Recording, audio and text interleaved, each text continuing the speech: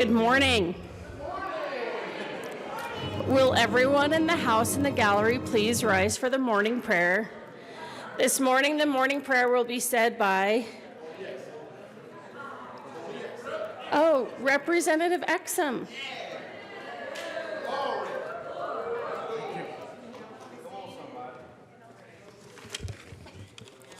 Good morning.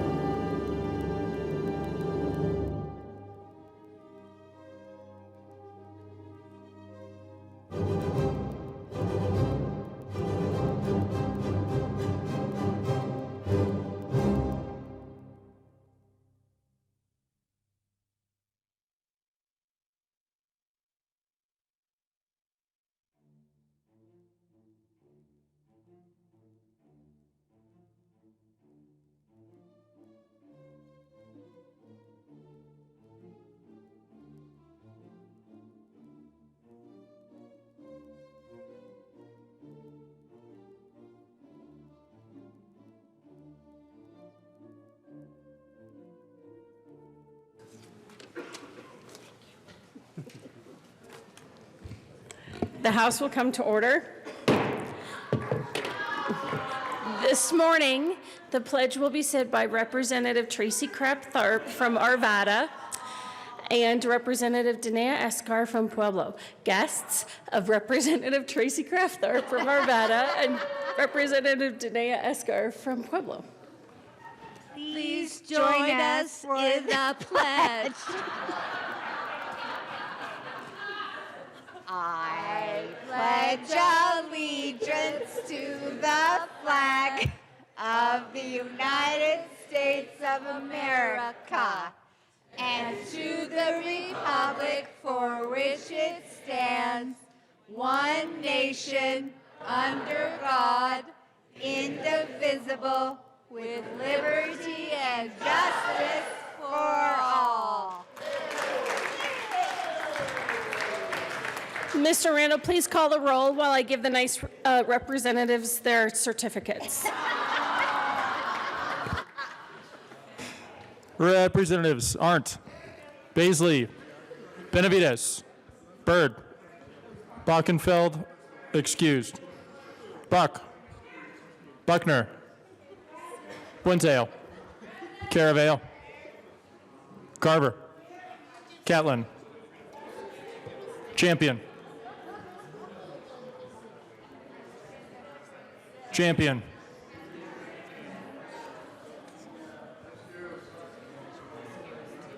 excused.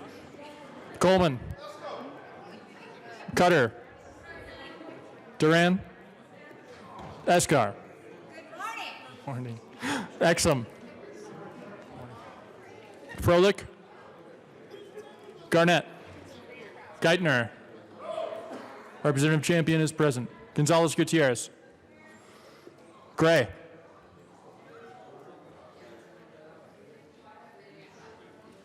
Gray.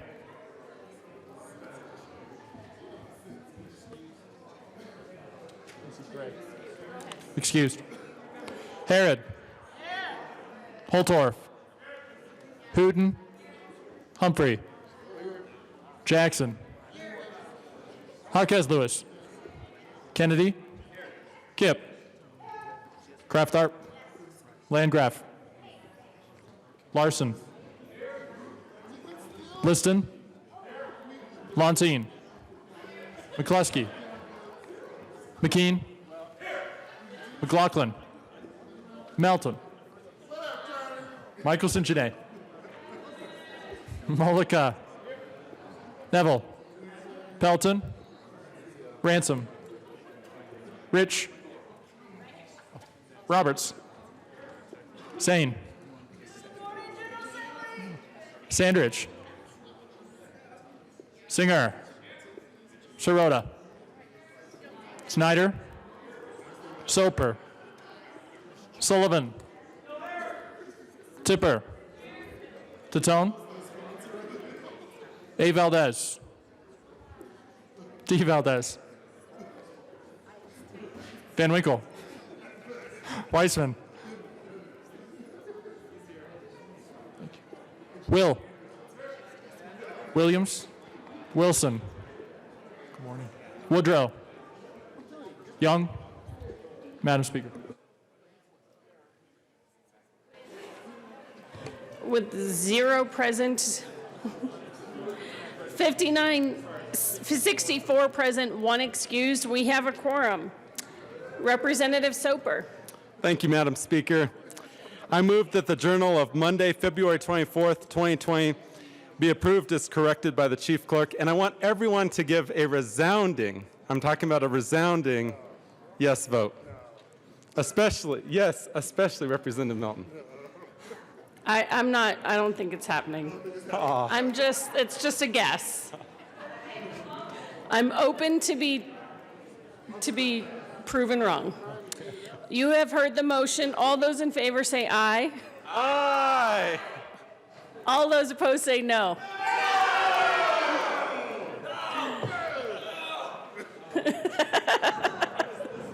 So it is very close. The motion passes. Okay. Announcements and introductions. Representative Melton. Thank you, Madam Speaker. I want to welcome the kids here from Eastridge Elementary. They're not here quite yet. I think they're at home still, but they will be here. Hi, kids. Fantastic. Any other announcements or introductions? Oh, no, Representative Liston. The news hasn't even come out for the day. Oh, there was news. Thank you, Madam Speaker. Members, I know it's early. I have some good news and some even better good news. The good news is, even though the market was down over 1,000 points today, that is our economy is doing great. We still have the best economy in the world. How many of you would want to trade our economy for the Chinese economy? Raise your hands. Nobody. So the good news about the drop in the Dow today, and it's because of the coronavirus, it's a fantastic buying opportunity for you to buy those great American companies that are out there that are going to roar back here in the next week or two. So if you're looking down the road, 60, 90, 120 days, get your checkbooks out and invest in America. The other good news is 20-year high for wage growth here in El Paso County and statewide. Wages are growing almost 5% per year. That is fantastic. So thank you, American economy. Thank you, American businesses. Thank you, Donald Trump. I just want to point out that the highest wage growth in the country, Boulder County, man. I also want to point out that people don't use checkbooks anymore, Representative Liston. Representative Melton. Thank you, Madam Speaker. And yeah, there was a lot of news in Wall Street because, yeah, the Dow dropped over 1,000 points yesterday. So you can't look at that as a fire sale, and maybe that's all we can expect out of this administration is a bunch of fire sales. I know under the last administration, you got quality for your buck. Thanks, Obama. Thanks, Obama. Representative McLaughlin.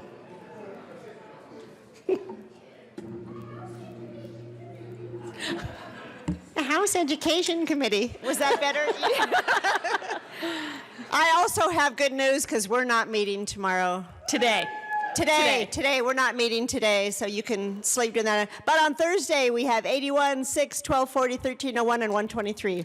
We'll have a busy Thursday, but a very relaxing Tuesday. Education Committee. Representative Sane. Thank you, Madam Speaker. I just want to let you all know that it is great waking up in the morning with 65 of your best friends. But we will still have Legislative Audit Committee this morning. Boo.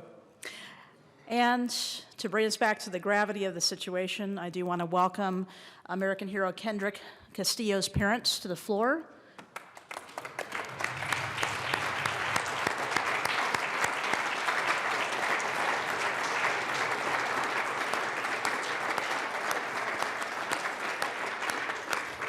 John and Maria Castillo, who have been with us this entire time, because this is important. Thank you. Any other announcements? Majority Leader Garnett. Thank you, Madam Speaker. I move that we proceed out of order for continuation of general order, second reading of bills. You all have heard the motion. Representative Kennedy. Madam Speaker, I move the House now resolve itself into the Committee of the Whole for the continuation of general order, second reading of bills. Now you have heard the motion. Seeing no objection, Representative Kennedy will take the chair.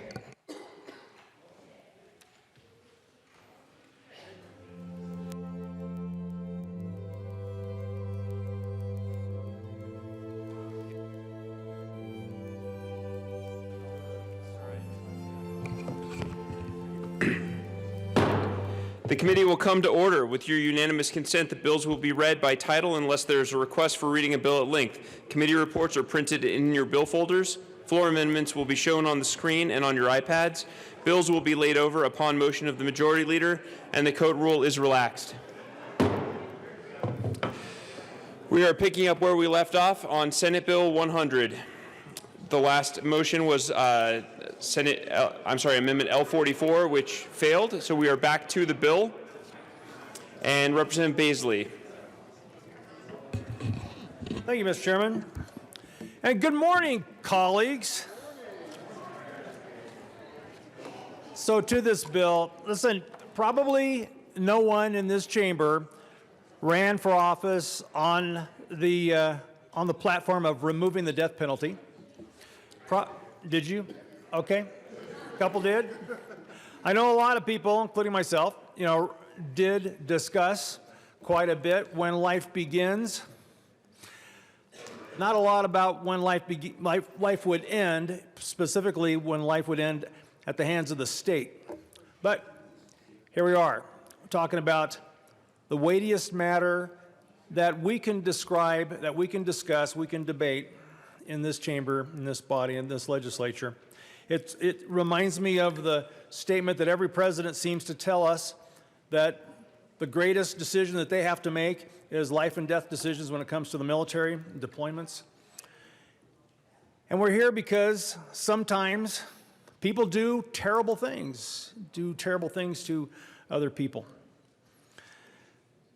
Our defense of justice is critical, and our defense of the ultimate justice is ultimately critical. I have a neighbor. I've lived in the same house for 31 years, and my neighbor next door, doctor, first name Joel, doctor of internal medicine, and he emailed me about this very bill. So he's not particularly politically active, but this one hit home for him. I also heard from another one of my constituents in Teller County. So one in Douglas, one in Teller, both on this topic. Now with Joel, Dr. Joel, he's been feeling guilty since he went to college, attended college in Colorado Springs. And here's his quote from his 2 lengthy emails that he sent me. He has felt guilty because he was not in attendance on one day, one evening, when the usual group of folks were walking to classes and one of his classmates got murdered. And the event, actually the kidnapping, happened right in front of him. This was in Colorado Springs. It happened in front of the other two folks, and there was a fight, but somehow, I don't know the details, the man got away with her, raped and murdered her. Joel says, Anne's senseless murder made me see the stark reality of evil. The man who murdered her was caught, convicted, and given far too lenient sentence. He was released and later tried to enroll at CU. He just couldn't get the co-eds out of his head. You likely also recall another one of my constituents by name of Kelsey Barrett from Woodland Park, whose body has still not been found 18 months since her disappearance. The quote given during, it's okay, thank you for that, but be seated. Thank you for that. Thank you. But during the trial of her husband, Patrick Frazee, the person that he manipulated into helping him cover up that murder quoted him as saying, "You don't know how hard it was to have Thanksgiving dinner after killing her." Well, eventually God will have his due. Vengeance is mine, he says. But on this temporal level, we pledge daily liberty and justice for all. There's that emphasis that we always hear during the pledge, the one we just had a few minutes ago, and justice for all. We dare not relax justice. So we've also heard this evening a couple of folks say, boy, if this were the instance, if this were my grandkids or this were my children or whatever, if it were up to me, I would personally exact justice if there was no death penalty, because without a sense of justice, there's going to be chaos. And that's the point I really want to get across here. If we do not step up to what the people expect and deserve of us at the state, then where will the justice come from? And I'm concerned that it would come from a lot of individuals when it should be up to the wisdom of the state. Now, the 14th Amendment, which was ratified 1868, a long time ago, but it gives us the authority and the guidelines for exacting capital punishment. It says in part, nor shall any state deprive any person of life, liberty, or property without due process of law. Now, there's been a lot of concern discussed tonight, yesterday, about whether there is sufficient due process. I think that's a reasonable concern, but I feel like the law enforcement and judicial system got kicked around quite a bit tonight, been criticized perhaps more than what they deserve, especially of late. Law enforcement has truly matured through advanced technology, DNA, and just good old gumshoe work. The due process that our law enforcement puts together is phenomenal these days, even cracking old cold cases now with DNA and other processes that we have, technology that we have now.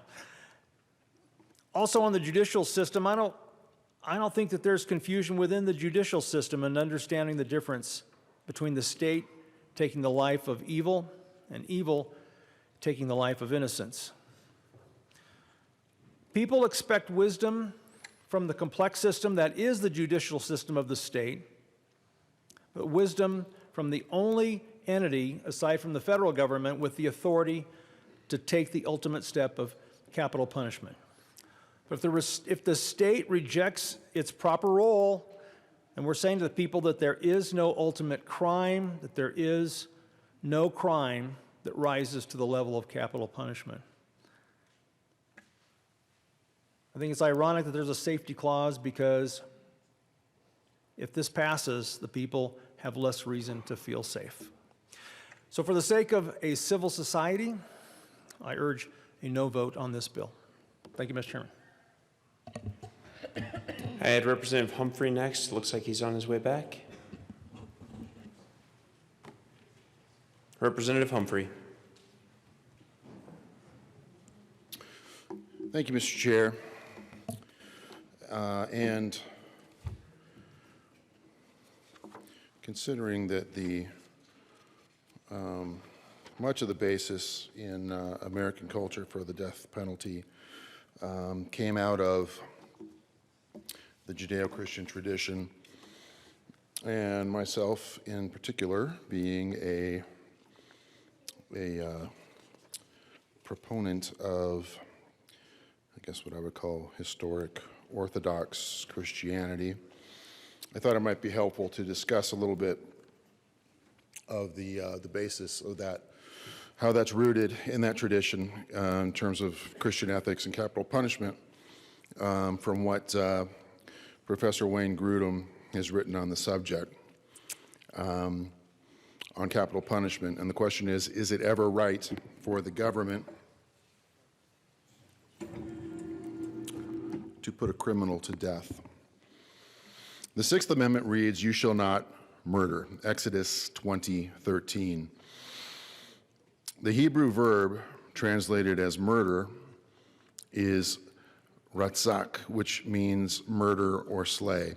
This verb is used in the Old Testament to refer to the unlawful taking of human life, what we call murder in a criminal sense today.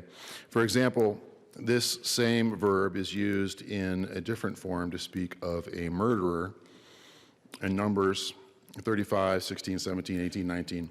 The verb is also used to speak of causing human death through carelessness or negligence.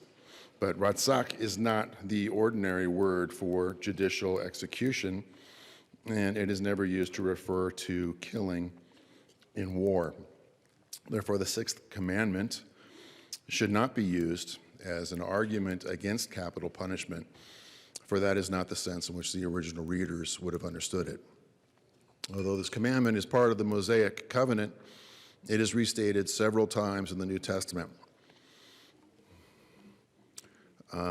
and in Jesus' teaching as well. The New Testament authors frequently affirm the continuing moral validity of this command in the New Covenant age.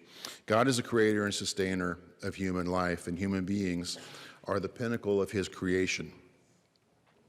For only human beings are said to be created in the image of God. Therefore, God absolutely forbids human beings to murder one another.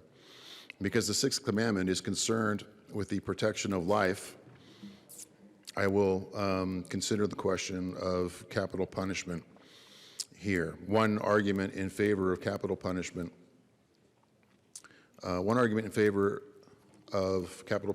for the crime of murder is that it protects human beings from those who might want to murder them because the punishment is so great. If anyone murders anyone else, he or she will be put to death. In this way, it is argued capital punishment shows the extremely high value that should be attached to human life. In subsequent chapters,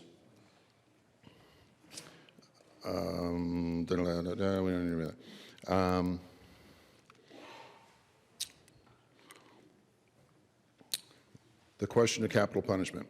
The question with regard to capital punishment, also called the death penalty or execution, is this: should governments take the lives of people who are convicted of capital crimes?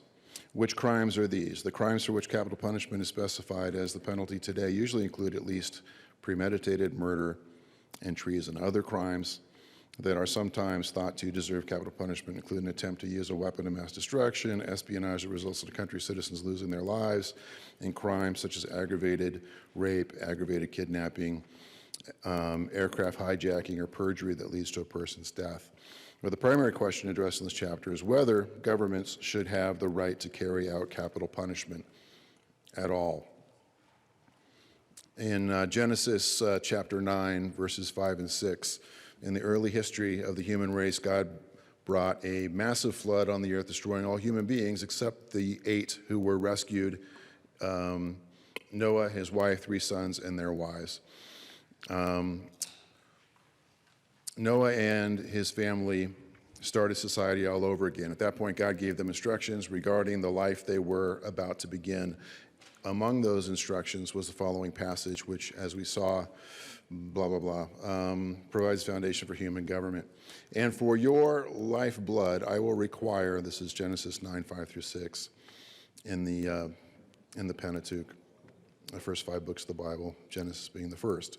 And for your lifeblood I will require a reckoning. From every beast I will require it from man.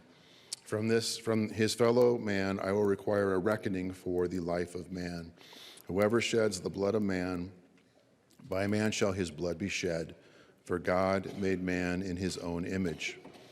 The word sheds in this statement translates the Hebrew word shafak, which in this passage means to pour out in large amount, causing death. Therefore, in the verse, shedding blood refers to the violent, unjustified taking of human life. This commandment from God says that when someone murders another person, the murderer himself should be put to death. This execution of a murderer was not going to be carried out directly by God, but by a human agent. By man shall his blood be shed. Yet this was not to be seen as human vengeance, but as carrying out God's own requirement of justice. God explains what he means when he says, from his fellow man I will require a reckoning for the life of man. Genesis 9:5. The reason God gives for this is the immense value of human life. For God made man in his own image. To be in the image of God is the highest status and privilege in all creation, and only human beings share in it. To be in God's image means that human beings are more like God than anything else on the earth, and it also means they are God's representatives in this world. Therefore, to murder a human being is to murder someone who is more like God than any other creature on the earth. The murder of another human being is therefore a kind of attack against God himself, for it is an attack against his representative on the earth, an attack against the image of himself that he has left on the earth. In order to give just punishment for such a serious crime, God decrees that the murderer will pay the ultimate price. He will forfeit his own life. The punishment will fit the crime. Whoever sheds the blood of man, by man shall his blood be shed, for God made man in his own image. Genesis 9:6. This passage therefore lies the foundational principles for all human governmental authority. At the very beginning of human society, God establishes that he will delegate to human beings the authority to carry out punishment on wrongdoers. Therefore, the authority to execute punishment on wrongdoing was not simply invented by human beings on their own. Rather, it is an authority that has been delegated to human beings by God, and through his authority, God carries out his righteous justice on wrongdoers, for he says that this is the way in which he will require a reckoning for the life of man. So the authority to punish wrongdoing, presumably through some form of government that would be established, is given by God to human beings. Such authority to punish wrongdoing also implies that human governments will have to decide, 1, what wrongdoing is worthy of punishment, 2, what punishment is appropriate for each wrongdoing, and 3, whether or not an individual is guilty of that wrongdoing. This passage from Genesis 9 came long before the establishment of the nation of Israel or the giving of the laws of the Mosaic covenant. Therefore, the application of this passage is not limited to the nation of Israel for a specific period of time, but is for all people for all time.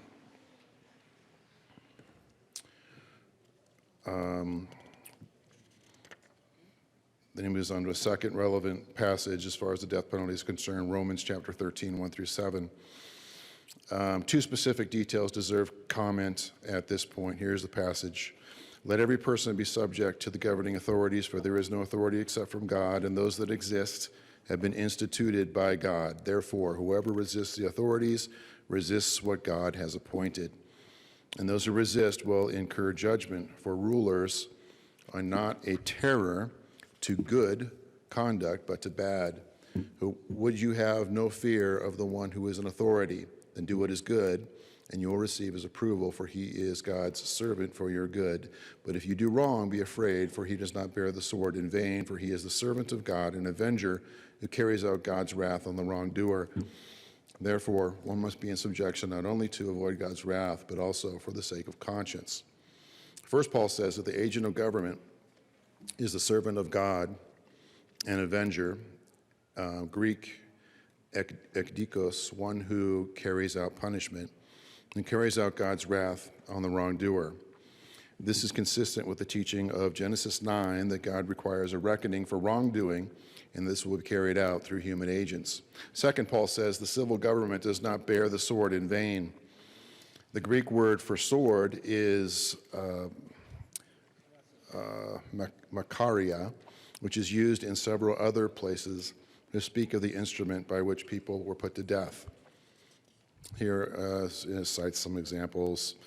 He killed James, the brother of John, with the sword, Acts 12:2. The Philippian jailer drew his sword and was about to kill himself, supposing that the prisoners had escaped. I won't read all these citations. Therefore, the idea suggested by some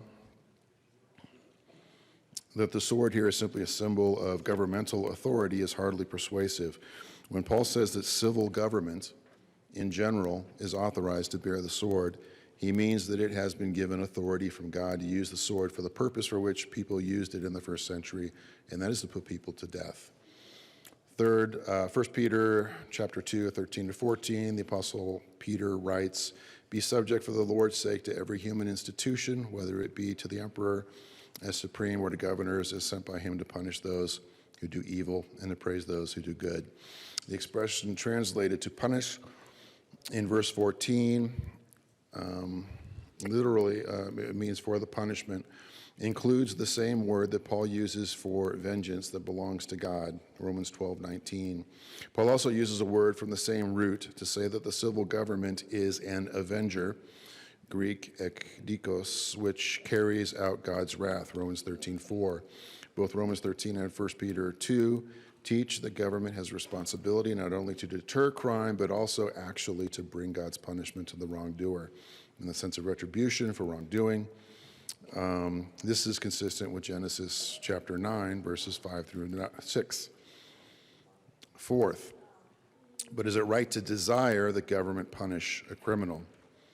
Some may think that if a loved one has been murdered, or if they themselves have been robbed, beaten, or severely injured by the actions of a drunk driver, they should merely forgive the person and never seek the wrongdoer to be punished by the courts.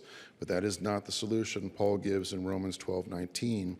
He does not say, "Beloved, never avenge yourselves, but simply forgive everyone who has done wrong to you." Rather, he tells his readers to give up any desire to seek revenge themselves and instead give it over to the civil government. For after he says, never avenge yourselves, he says, but leave it to the wrath of God.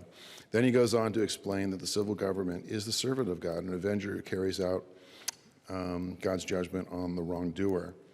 In other words, people should not seek to take personal revenge when they have been wronged, but they should seek that justice be done through the workings of the civil government. Letting the civil government carry out justice frees the believer to do good even to those who have wronged him. As Paul says, if your enemy is hungry, feed him. If he is thirsty, give him something to drink, Romans 12:20. And that way we overcome evil with good, and that good comes not only through giving food and water, but also through the justice system of the civil government, which is God's servant for your good. But someone might object, isn't it wrong for a Christian to desire vengeance? It depends on the kind of vengeance, on what kind of vengeance is desired. If we seek to desire to take personal vengeance, to harm the wrongdoer ourselves, then that is disobeying Romans 12 and 13. But if we desire that the government carry out God's just vengeance on the wrongdoer, then we are doing exactly what Paul says in 12:19 and are leaving vengeance to the wrath of God. We are leaving it to the proper actions of government, which is the servant of God when it carries out God's wrath on the wrongdoer. It cannot be wrong for us to desire that God's justice be carried out in this manner, for it is another way in which God demonstrates the glory of his attributes of justice on earth.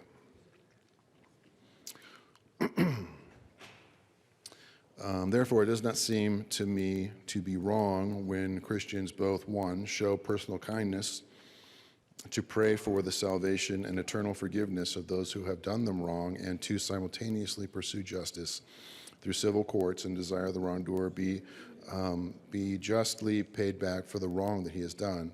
In fact, I have spoken with more than one person who has had a friend or loved one murdered and who deeply longed for the courts to carry out punishment on the murderer. It seemed to me that this reflected a deep-seated sense of God's justice that he had put in our human hearts, a sense that was crying out for wrong to be punished and for justice to be done.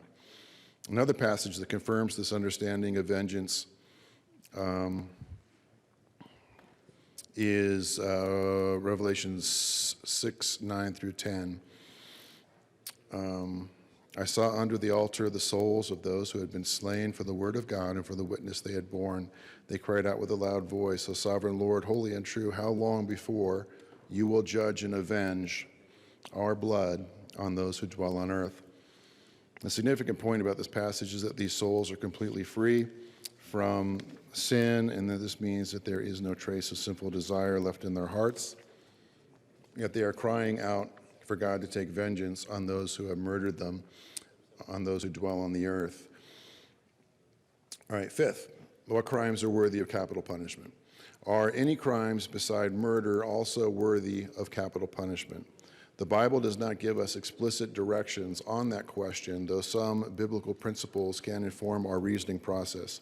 The main question is whether other crimes are sufficiently as horrible as murder in the degree of evil they involve as to deserve capital punishment. The final decision about which crimes deserve capital punishment should be made by each state or nation, ideally as the will of the people finds expression through the laws enacted by their elected representatives. Christopher Wright points out a significant feature of Old Testament law. No property offense in normal legal procedure was punishable by death. That is, people could not be put to death for stealing things. Some kind of monetary retribution had to be made instead. This seems to be a wise principle that should prevent the death penalty from even being considered for crimes involving only property. However, one reminder is in order. It is not legitimate to appeal to the many kinds of crimes subject to the death penalty in the laws of the Mosaic covenant in Exodus, Leviticus, Numbers, and Deuteronomy. In other words, to say that those crimes should receive capital punishment today. Those laws were intended only for the people of Israel at that particular time in history. Many of those laws reflected the unique status of Israel as a people for God's own possession, who are required to worship him and not to allow any hint of allegiance to other gods. There's no suggestion in the rest of the Bible that those particular uses of the death penalty in Mosaic covenant should ever be applied by civil governments today in the age of the new covenant. God gives to civil government the right and the responsibility to carry out capital punishment for certain crimes, at least for the crime of murder, which is specified in Genesis 9:6. Whether there should be other crimes subject to capital punishment is a question that each government and society must decide through normal political and government decision-making process. All right, these are some common objections. Common objection for Genesis chapter 9, 5 through 6. My argument to this point has claimed significant support for capital punishment for Genesis 9, 5 through 6.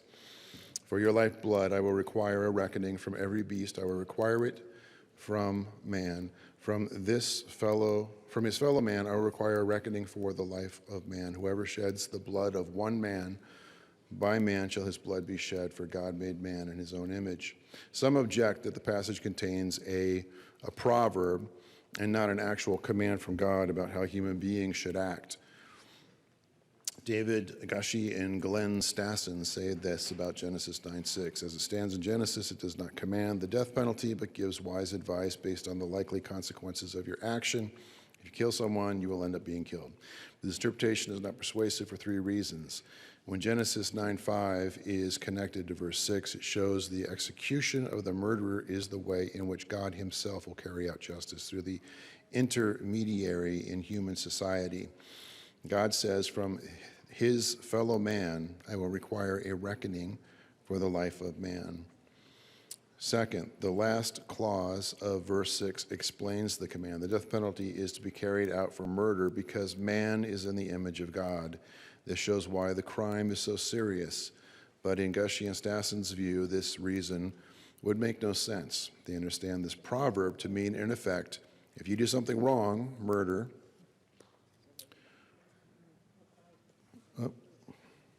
If you do something wrong, murder, another wrong will be done to you, another murder. But how can our creation in God's image be a reason for such vengeful wrongdoing? This is like saying, on their view, violence, murder will escalate among people because they are made in God's image. The line of thinking ends up saying that God's image is the reason why people do wrong.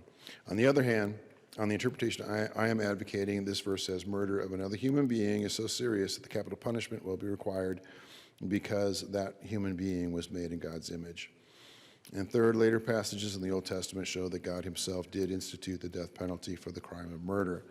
And because of these three reasons, this interpretation is not persuasive. Exodus 20:13. Some have argued that Exodus 20:13, you shall not murder, prohibits the death penalty. They claim that not even a government should murder a criminal. As I explained in the beginning of this chapter, that interpretation misunderstands the sense of the Hebrew verb, which is here translated murder. The term refers to the unlawful taking of human life, not to all taking of human life. The original readers and hearers of Exodus 20:13 would not have understood this word to prohibit capital punishment, for which other words were usually used. In addition, God himself commanded that the death penalty be carried out in the actual laws that he gave for the Mosaic covenant. It would not be consistent to think that Exodus 20:13, God prohibited what he commanded in Numbers 35. Matthew chapter 5, verses 38 to 39. This passage is sometimes cited as a prohibition of capital punishment. It says, you have heard that it was said, an eye for an eye and a tooth for a tooth.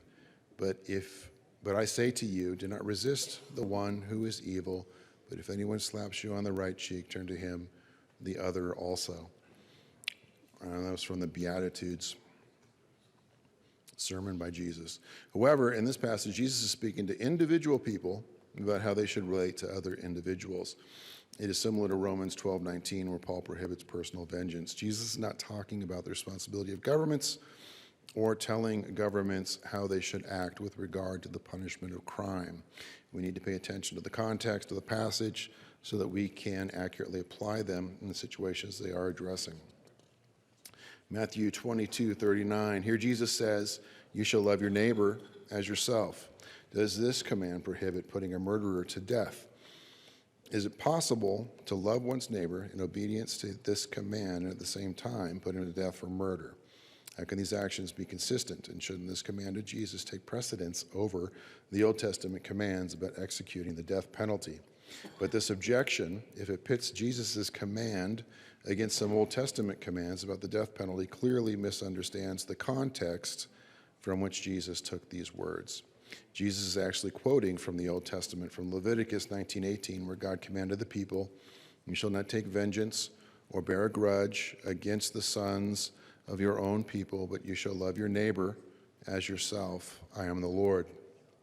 In that same context, God also commanded the death penalty for certain crimes. Therefore, it must have been consistent for God to command love for one's neighbor and also to command the death penalty, for example, for people who put their own children to death in sacrificing to idols. Love for one's neighbor does not nullify the requirement to carry out God's justice on wrongdoers. John chapter 8, verses 2 to 11. The Old Testament commanded the death penalty for the crime of adultery, but in the New Testament story of the woman caught in adultery, Jesus first said to the woman's accusers, let him who is without sin among you be the first to throw a stone at her. And then when all the accusers had left, he said to the woman, neither do I condemn you. Go, from now on, go and sin no more. Now, does this imply that Jesus did not want people to enforce the death penalty any longer?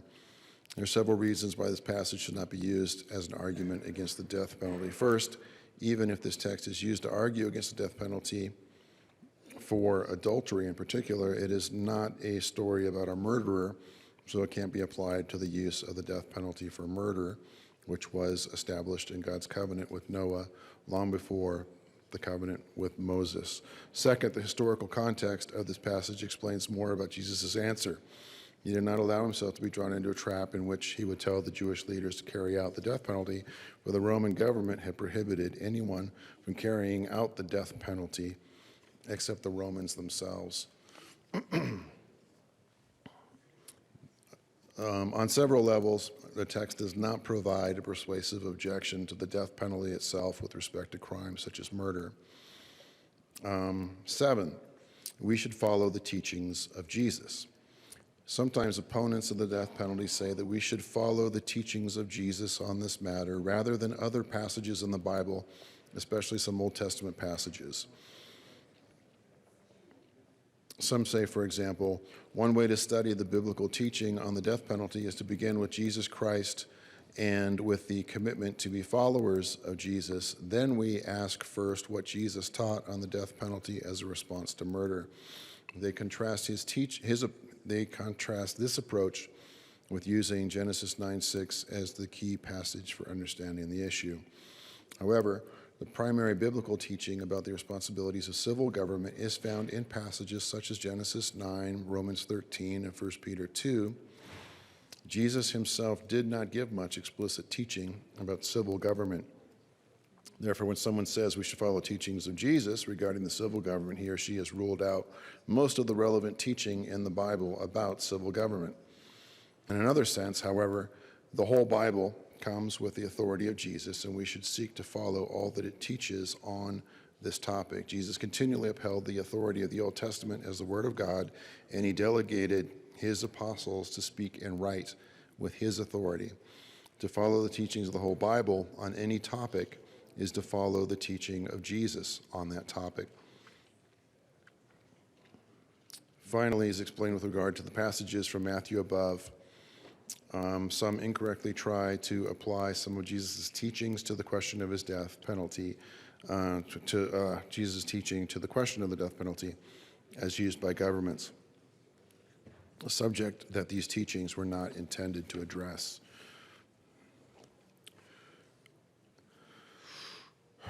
Let's skip that. Objections to the death penalty based on results and fairness. Most arguments about capital punishment, apart from the teachings of the Bible, have to do with the results of using or abolishing the death penalty and its fairness. Those who argue against the death penalty say that 1, it does not deter crime. 2, innocent victims might be put to death. 3, violence by government provokes more violence in society.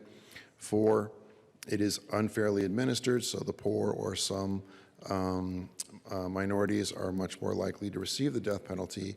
And 5th, it historically has been used in cruel and oppressive ways, even by Christians.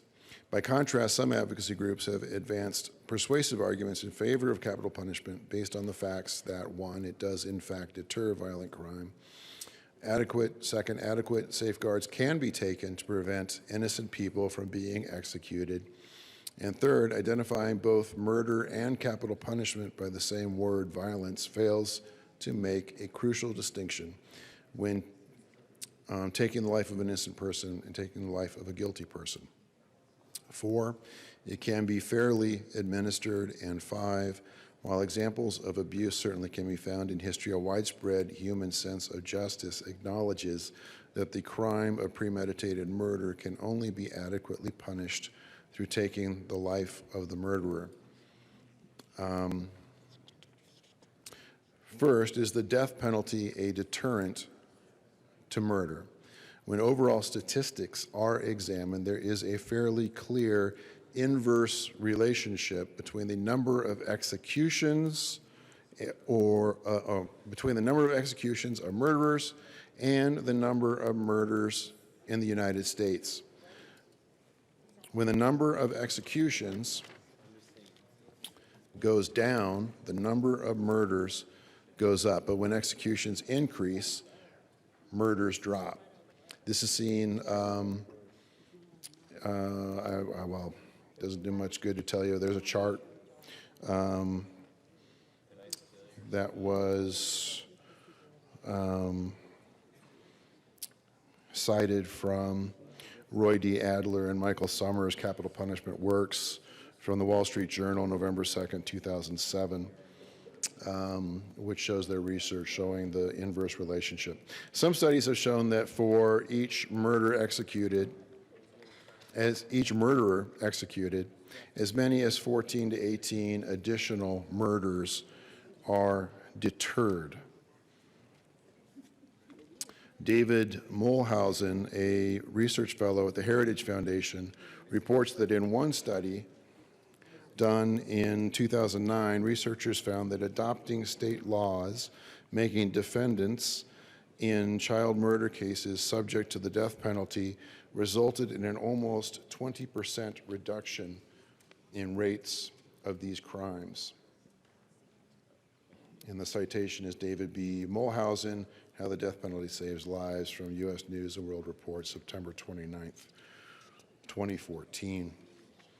This deterrence effect has been recognized even by researchers who oppose capital punishment.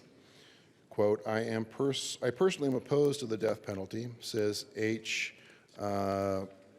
Nassim-Khan, an economist at Louisiana State University and an author of a study that found that each execution saves 5 lives. But my research shows that there is a deterrent effect. Similarly, death penalty opponent Cass Sunstein of the University of Chicago and Adrian Vermeule of Harvard University write capital punishment may well save lives. They add those who object to capital punishment and who do so in the name of protecting life must come to terms with the possibility that the failure to inflict capital punishment will fail to protect life. These studies show the inadequacy of the arguments from authors who claim it is part of a consistent life ethic to be against capital punishment. My response is to say that when we support capital punishment, we show that we place the highest possible value on human life. When a life is wrongfully taken, society requires the greatest punishment, the forfeiture of the life of the murderer. The studies also show that Wallace is correct when he writes that there is no real evidence that capital punishment deters murder, it just satisfies revenge. He offers no data to support his assertion. In addition, there is an argument for common sense. If a criminal knows he will possibly be put to death, will he be more likely or less likely to commit murder than if he knows he cannot be put to death? He will be less likely. The current legal system in the United States allows appeals of murder convictions to drag on for a decade or more, so we have not been able to see in recent years a reliable evaluation of the deterrent effect of the death penalty. If the death penalty were carried out more quickly, when someone has clearly been determined to be guilty and reasonable appeals have been exhausted, the deterrent effect would no doubt be much greater than it is today. The Bible says, quote, because the sentence against the evil deed is not executed speedily, the heart of the children of man is fully set to do evil. Ecclesiastes 8:11. Are innocent people put to death? With regard to the possibility of innocent victims being put to death, there has been, to my knowledge, no known example of an innocent person being executed in the United States since the resumption of the death penalty in 1976. A number of innocent death row prisoners have been released due to DNA testing, but that does not prove that any people have wrongfully been executed.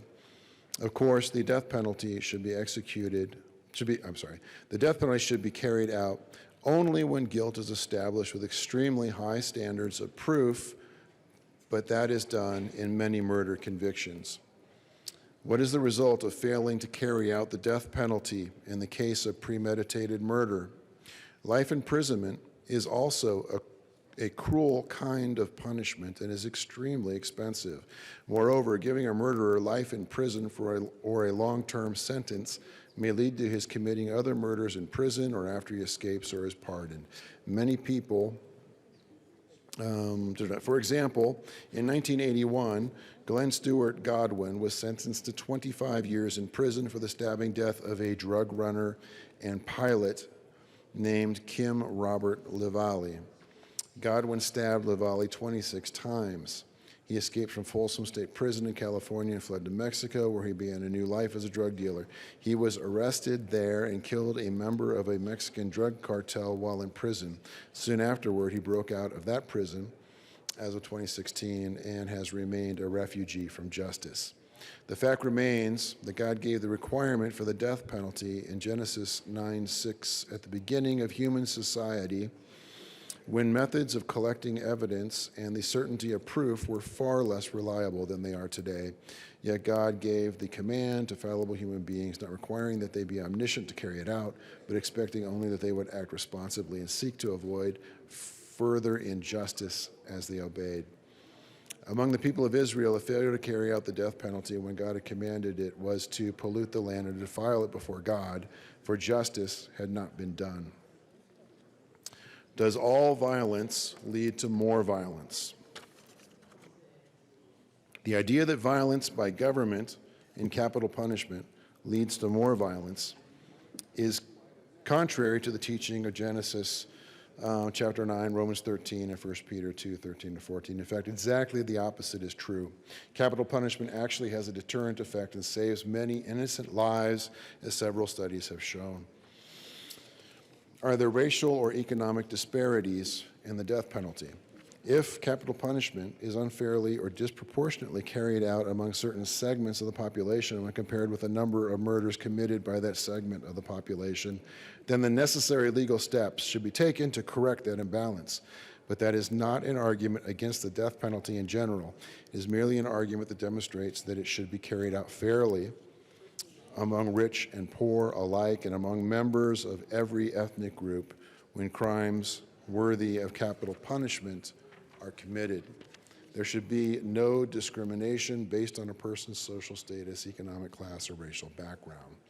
Tragically, in 1983, a study of Georgia's death penalty found that 22% of black defendants who killed white victims were sentenced to death, while 8% of white defendants who killed white victims were sentenced to death, and that 1% of black defendants who killed black victims were sentenced to death, compared to 3% of white defendants who killed black victims. So it does seem that the death penalty was disproportionately applied against black defendants in that state. Has the death penalty been abused in the past? It is true that at times in history, capital punishment has been used with horrible excess and for far lesser crimes than murder. There are tragic examples in the history of the church where people were put to death because of what a church and government considered to be the propagation of false doctrine. But these executions were abuses that should not be defended by anyone today. Such abuses are not arguments against the rightful use of the death penalty. And finally, the importance of this issue. The issue of capital punishment is important for three reasons. First, God in both the Old Testament and the New Testament teaches that governments should carry out this punishment, at least for the crime of murder. Second, the death penalty acts as an important deterrent to the horrible crime of murder, especially in cases where the execution is carried out fairly swiftly and with adequate safeguards against punishing innocent people.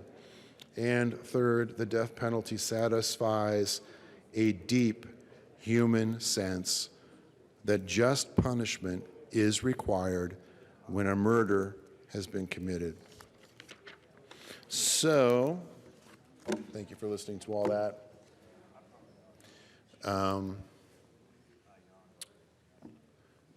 Good morning once again, and I rise in support or opposition to this bill.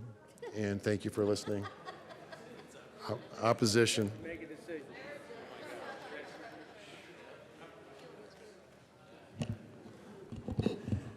Mr. Assistant Minority Leader Van Winkle. Thank you, Mr. Assistant Majority Leader. Members, there is one point that I don't believe has been made quite yet tonight, and it goes back to the very basics of why do we have, this morning, I'm sorry, was why do we have the death penalty? One reason I have not heard given yet is this.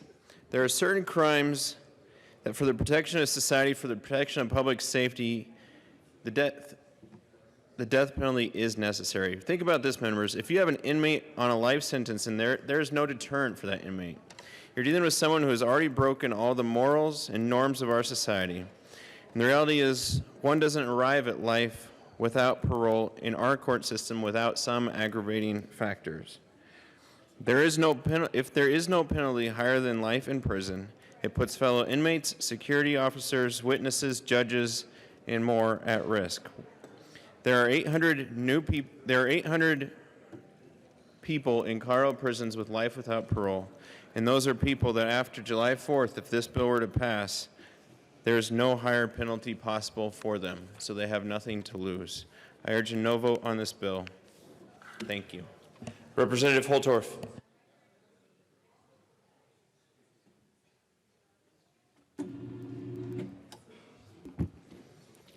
Thank you, Mr. Chairman. Good morning, esteemed colleagues. This debate is going to continue long into the morning as we discuss the philosophical and moral points that are to be made. I know that certain colleagues in this chamber say that the death penalty should be repealed and there should be no death sentence for anyone. There is nothing that rises to the level of the death penalty based on their moral convictions. I will tell you that there is a reason why in our society today we have the death penalty. Even in our military we have the death penalty. There are some things and some acts that are so heinous and are so horrific and can cause so much harm to this nation that the death penalty is required. And I speak to treason. When you conduct treason, the United States Code of Military Justice does allow for a death sentence. Why? Why not repeal that? If based on this moral argument, nothing rises to the level of the death penalty, why not? Because so many lives are at stake.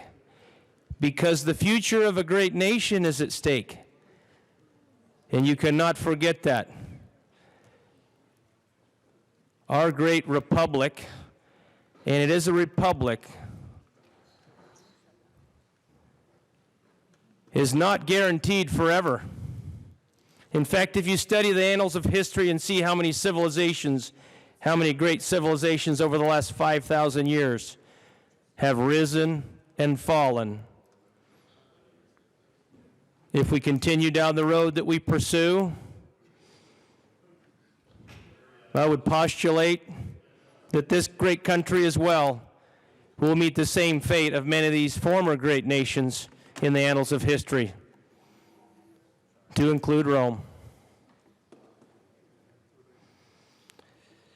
Now, this troubles me because I am a patriot and I care more about this country than most people could ever know.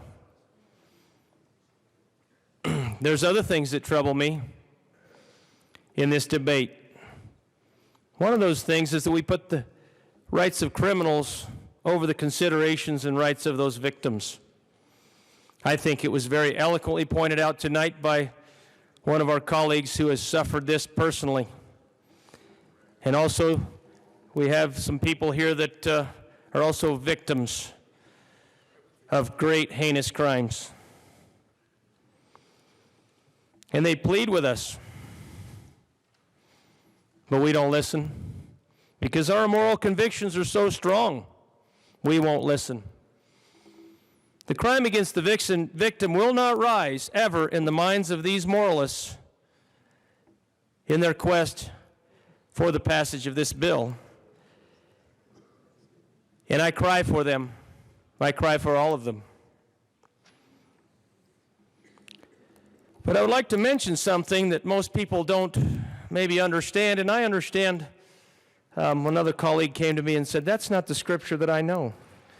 And I said, "Amen, sister." But some people interpret scripture differently, and that's the challenge for all of us. Even though the passage, chapter and verse is cited, the interpretation is different. But I would argue that even God in heaven believes in the death penalty. God in heaven believes in the death penalty. Wow. Who am I to say that? I am just a man. I know you think this is an outlandish statement, ridiculous, foolish. How does this country boy have the right to come to this great capital and speak in such outlandish terms? But consider this, ladies and gentlemen. Consider that God put his own Son to death in forgiveness of our sins. That didn't happen by accident, because nothing under God happens by accident. Tonight we are here, not by accident. This is destiny. We are destined to have this debate. We are destined in this great state to play out this moral and philosophical debate to its full extent. And at that time, there will be a vote. And that time we will be judged, not only by God in heaven, whether you believe or not, but also by the citizens of this great state, all across the state, in our communities, in our districts, and in this state. This biblical example speaks volumes to the debate in this chamber, and I am very glad that we have brought God into this conversation. Amen.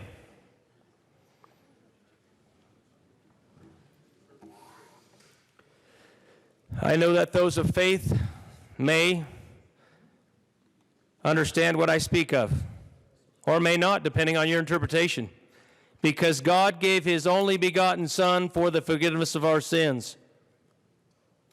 He gave more than anyone.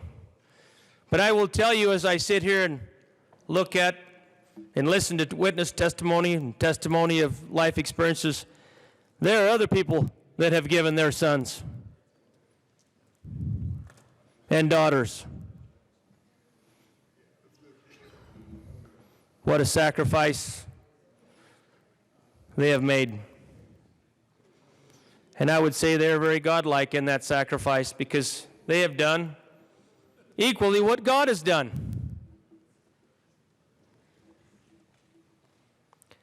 I also know that those who have secular or non-religious beliefs will not be moved by my statements or this biblical presentation of history.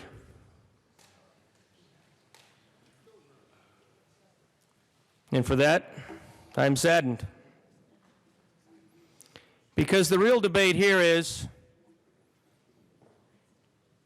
should anyone be put to death for the greatest of sins? My great colleague, Representative Humphrey, spent a great deal of time trying to explain through biblical reference, Old Testament and New Testament reference, how this great debate was settled in history. Centuries-old history has settled this question, but yet we continue to bring it up. Now, I don't know the outcome of this morning's discussion. I know there are many more people that are passionate about what they believe in and true to their convictions. So this philosophical and moral question will remain unsettled. And truth be known, it does not even matter how we vote today, because this will just be a fraction of time in the history of the universe. And what we decide today, I promise you, will be changed in time, as it has been done in the past. And this philosophical and moral debate will continue long past our time on this earth. And we remain unsettled. Thank you, esteemed colleagues. Thank you, Mr. Chairman, for allowing me the time to speak. Representative Rich. and I am opposed to this bill. Thank you, Mr. Chair. I think I'm probably one of those lucky ones that haven't personally had to be affected by what we've been talking about here. But I have been a legal secretary for more than 20 years in my adult life, and I've even worked for a U.S. magistrate in the U.S. District Court.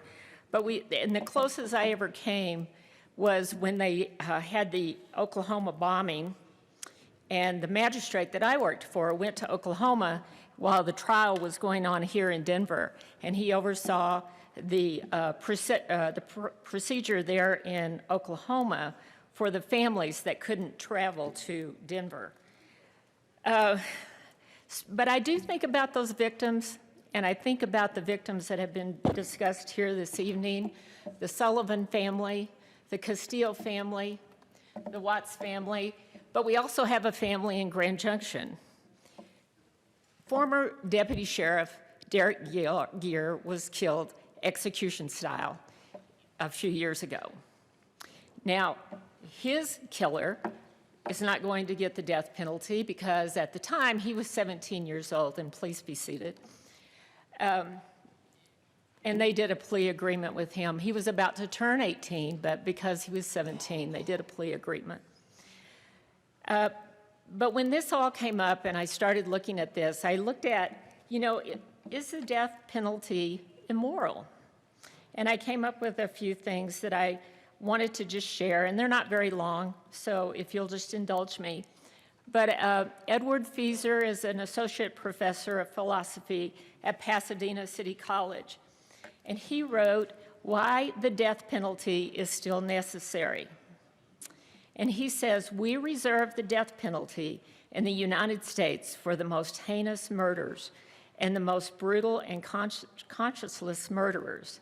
This is not, as some critics argue, a kind of state-run lottery that randomly chooses an unlucky few for the ultimate penalty from among all those convicted of murder. Rather, the capital punishment system is a filter that selects the worst of the worst. Put another way, the Senate's killers, like those described above, to less than death would fail to do justice because the penalty, presumably a long period in prison, would be grossly disproportionate to the heinousness of the crime. Prosecutors, jurors, and the loved ones of murder victims understand this essential point. Perhaps most importantly, in its supreme gravity, the death penalty promotes belief in and respect for the majesty of the moral order and for the system of human law that both derives from and supports that moral order. Antonin Scalia, the late U.S. Supreme Court Justice, wrote in an article, "God's Justice or Ours?" And he said this: while my views on the morality of the death penalty have nothing to do with how I vote as a judge, they have a lot to do with whether I can or should be a judge at all. To put the point in the blunt terms employed by Justice Harold Blackmun towards the end of his career on the bench, when I sit on a court that reviews and affirms a capital conviction, I am part of the machinery of death.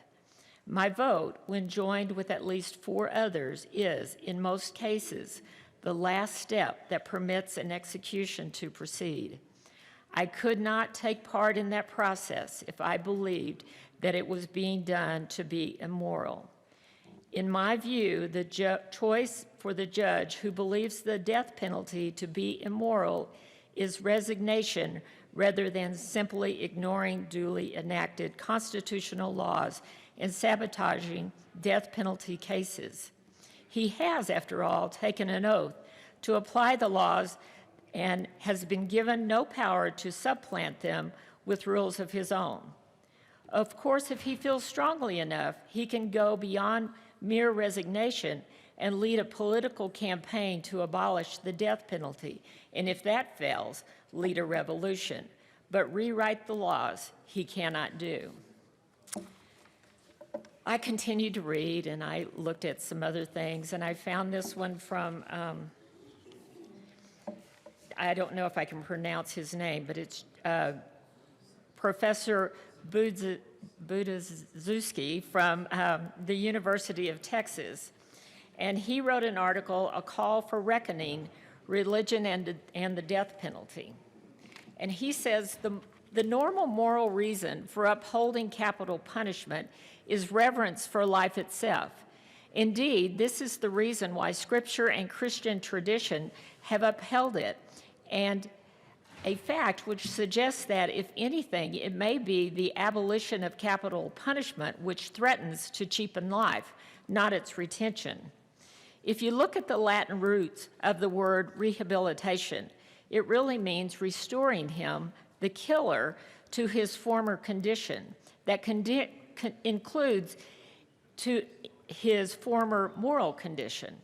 Killing him obviously does not promote his reintegration into earthly society, although it may promote his moral healing before his death because of the prospect of death looming on him. We should not assume that it's impossible for the prospect of death to make its own contribution to moral healing, to restoration. I just will continue to say that, you know, it's all about the victims for me, and I just cannot support this bill, and I hope that you'll vote your conscience and vote no on this bill. Representative Williams. Thank you, Mr. Chair. Members, you know, this bill, as I see it, isn't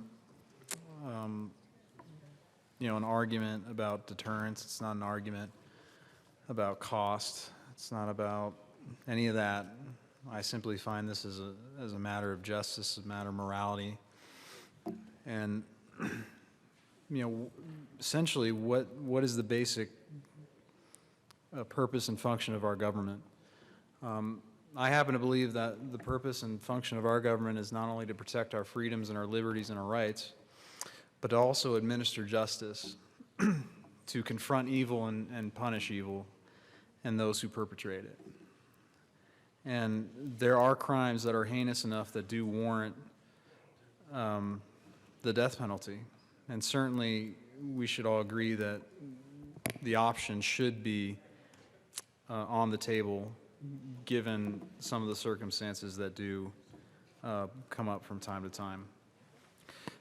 So we've had many proponents come up here, and I believe my colleague, Representative Weissman, you know, comes at it from the other side. He says, and I don't think I'm misquoting you, but it's to have the death penalty is not moral, whereas, you know, this side of the aisle, at least for me anyway, I do think it's actually very moral to have the death penalty as an option, that the government does bear or should bear that ability given the right circumstances. And there's a transcript here from Dennis Prager, and he grappled with this question, and the title of it was, "Is the death penalty ever moral?" And so he says this: "There are almost no issues where I don't understand both sides. Taxation, the size of government, abortion, socialism, capitalism. As strongly as I feel about any issue, I understand the opposition. But there is an exception, the death penalty for murder. Here, the gulf is unbridgeable between those of us who believe that some murderers, and I emphasize some murderers, should be put to death, and those who believe that no murderer should ever be put to death. Take this example. On the afternoon of July 23rd, 2007, in the town of Cheshire, Connecticut, two men broke into the home of Dr. William Pettit, his wife Jennifer, and his two daughters. The men beat Dr. Pettit nearly to death with a baseball bat.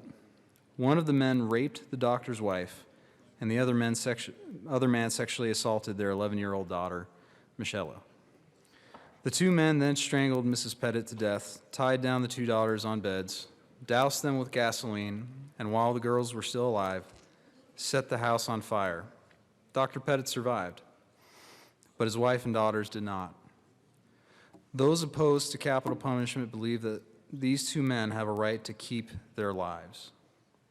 So is there anything a person can do to deserve the death penalty? To those opposed to capital punishment, the answer is no. In fact, many opponents of capital punishment believe that killing murderers is the same as murder. You heard me right. Most opponents equate the murder of an innocent family with putting the murderers of that family to death. Opponents of capital punishment also argue that keeping all murderers alive sanctifies the value of human life. But the opposite is true. Keeping every murderer alive cheapens human life because it belittles murder. That's easily proven. Imagine that the punishment for murder were the same as the punishment for driving over the speed limit. Wouldn't that belittle murder and thereby cheapen human life? Of course, it would. Society teaches how bad an action is by the punishment it meters out. And what about the pain inflicted on the loved ones of those murdered? For most people, their suffering is immeasurably increased knowing that the person who murdered their family member or friend, and who in many cases inflicted unimaginable terror on that person, is alive and being cared for. Of course, putting the murderer to death doesn't bring back their loved one, but it sure does provide some sense of justice. That's why Dr. Pettit, a physician whose life is devoted to saving lives, wants the murderers of his wife and daughters put to death. In his words, death is really the only true just punishment for certain heinous and depraved murderers. Is the doctor wrong? Is he immoral? Well, if you think capital punishment is immoral, then Dr. Pettit is immoral. And what about opponents' argument that an innocent person may be executed?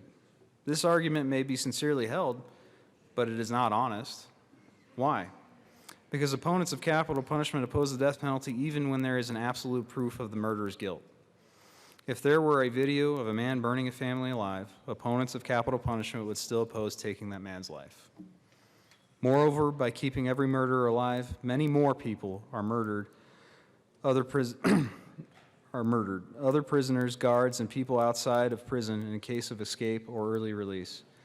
Then the infinitesimally small number of people who might be wrongly executed. And now with DNA testing and other advanced forensic tools, it is virtually impossible to execute an innocent person. Then there is the argument offered by some people in the name of religion that only God has the right to take a human life.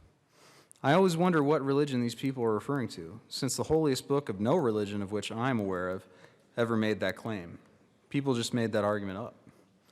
So if you're on the proverbial fence on this issue, please ask yourself this question.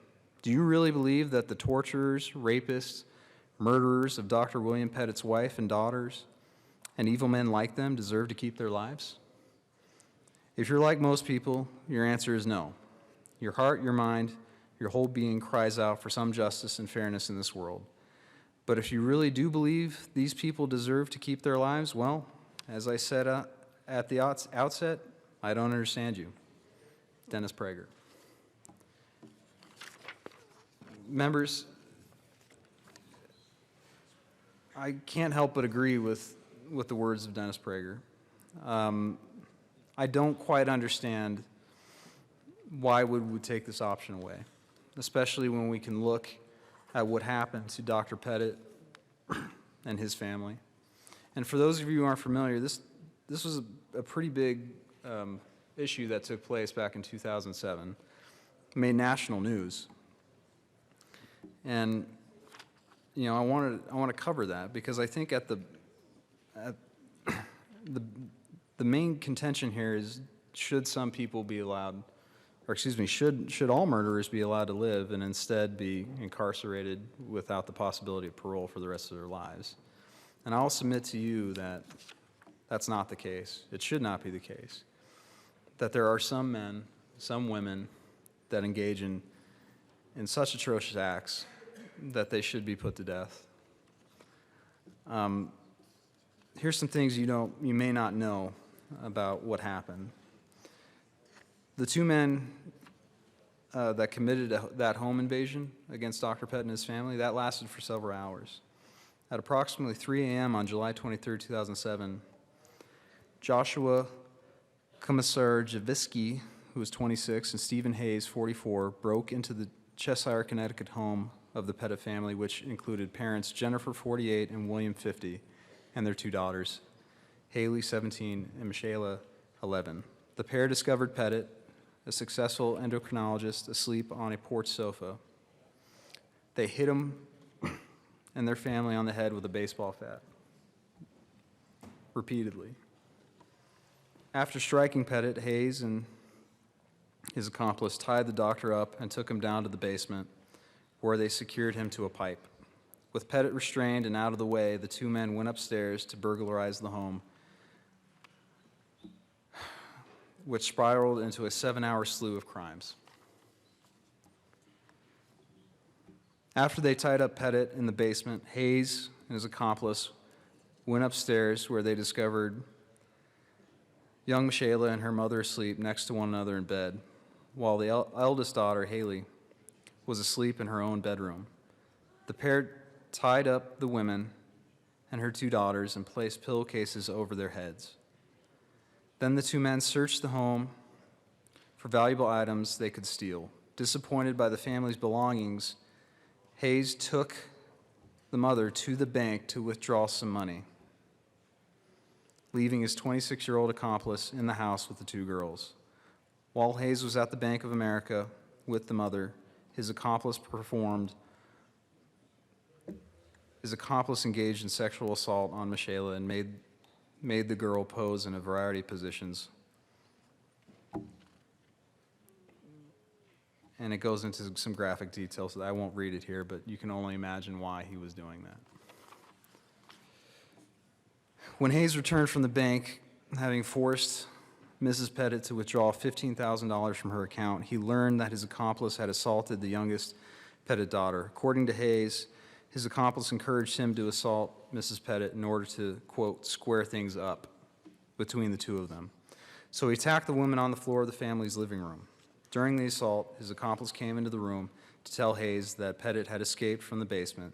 This prompted Hayes to strangle Mrs. Pettit. The perpetrators then decided to destroy any evidence of their crime. After committing the assaults and causing the death of Mrs. Pettit, Hayes and his accomplice decided to get rid of any evidence of their crimes by setting the house on fire. Before Hayes took Mrs. Pettit to the bank to withdraw money, he'd actually left the house hours earlier to go to a nearby gas station. There he purchased 2 containers and filled them with several gallons of gasoline. Reportedly, Hayes poured gas all over the house, making sure to douse Mrs. Pettit's body. He also poured the liquid all over Michaela and Haley, who were both still alive and tied to their beds with pillowcases covering their heads. With the house and their victims soaked with gasoline, one of the men lit a match and set the home on fire. Both Hayes and his accomplice have denied being responsible for setting the fire, with each man saying the other struck the match that started the blaze, although both were charged with arson and subsequent deaths and convicted.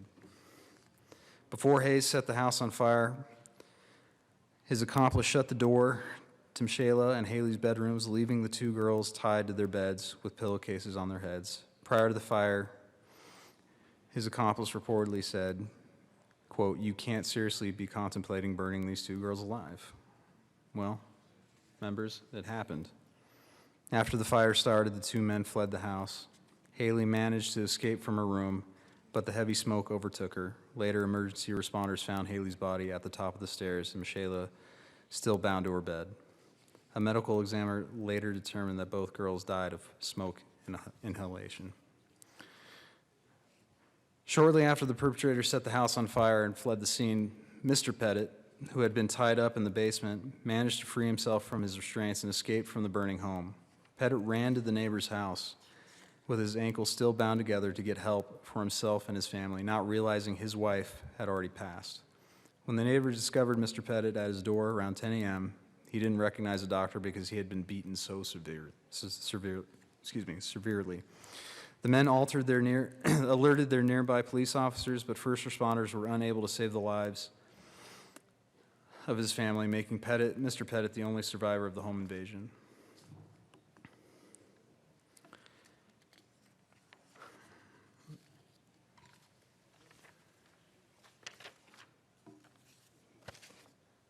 Members, if that's not evil, that doesn't deserve to be sentenced to death, then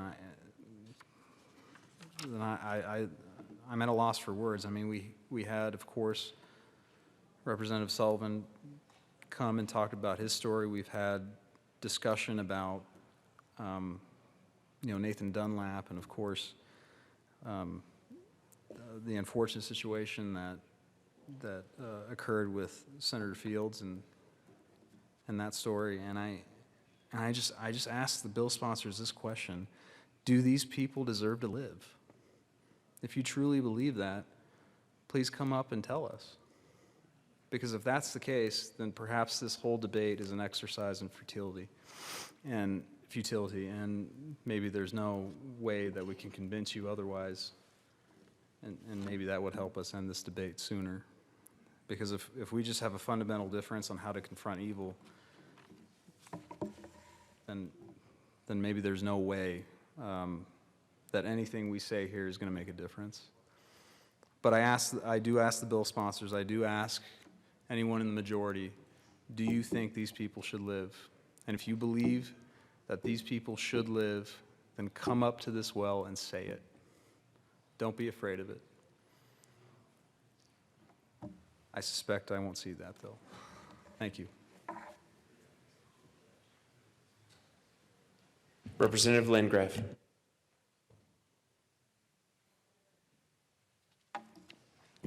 Thank you, Mr. Chair. 7 years ago, when I first started in this body, I attended the Victims Caucus, and I remember it very well, even though it's quite a few years later. One of the first ones I went to was actually a session on the death penalty. And the reason I remember it is because, of course, there was the, should we have the death penalty or should we stop the death penalty? And there was this young woman there. She was maybe in her early 20s by then. And she got up and she talked about how her mother had been killed, murdered, and that the only reason they were able to find her body was because they had the death penalty, and they were able to take that off the table if the killer would tell them where the body was.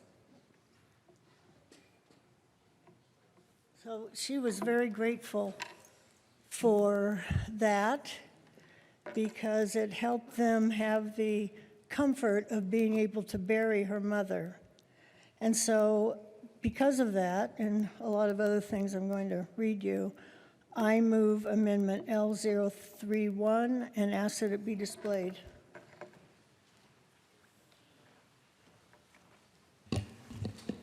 The amendment is properly before us.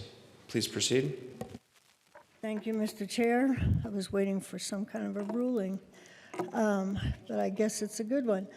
So what this does is it says that if a person is convicted of a Class 1 felony in the state of Colorado, and the victim's body was missing at the time the defendant was charged with Class 1 felony, then the death penalty is back on the table so that it can be used as it so frequently is. It's certainly used as a deterrent much more frequently than it's actually used.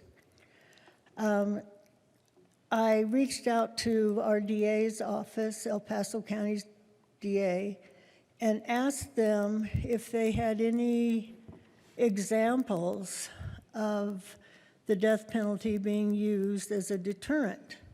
And they sent me quite a few. I'm going to read one, and if somebody else wants to read, they can do so. So the headline, convicted serial killer Sheely pleads guilty, avoids death penalty. It goes on to say, convicted serial killer Nicholas Sheely gave his first ever statement at any of his trials during a plea hearing Wednesday afternoon in front of a crowd of about 50 people at the Jefferson County Courthouse, where he was sentenced to 2 life sentences without the possibility of parole. Sheely, who was already convicted of 6 2008 murders in Illinois and was charged with murder in the deaths of 2 people in Festus, I don't know where Festus is, as part of the same crime spree, said he regretted his actions, had found God, and apologized to the victims' families, anyone associated with the investigation into his crimes, and the community at large. I don't believe a word he said Dallas Bronson, whose son, Brock Bronson, was one of the Galesburg, Illinois victims. Sheely's words also failed to move the family of the 2 victims murdered in Festus, married couple Thomas Estes, 55, and Jill Estes, 54, of Sherwood, Arkansas, who were beaten to death on the Festus Comfort Inn hotel parking lot at the tail end of his killing spree 9 years ago. At Wednesday's hearing, Sheely, 38, avoided the possibility of the death penalty in that case by pleading guilty and accepting 2 sentences of life in prison without the possibility of parole. If he had not accepted the plea agreement, he was scheduled to go to trial January 8th for the Festus murder. The death penalty was the only acceptable result that could have come anywhere near being acceptable, said Patrick Steed, the Estes son-in-law. And it just goes on, but it makes the point that had not the death penalty been on the table, they would not have gotten the conviction that they did.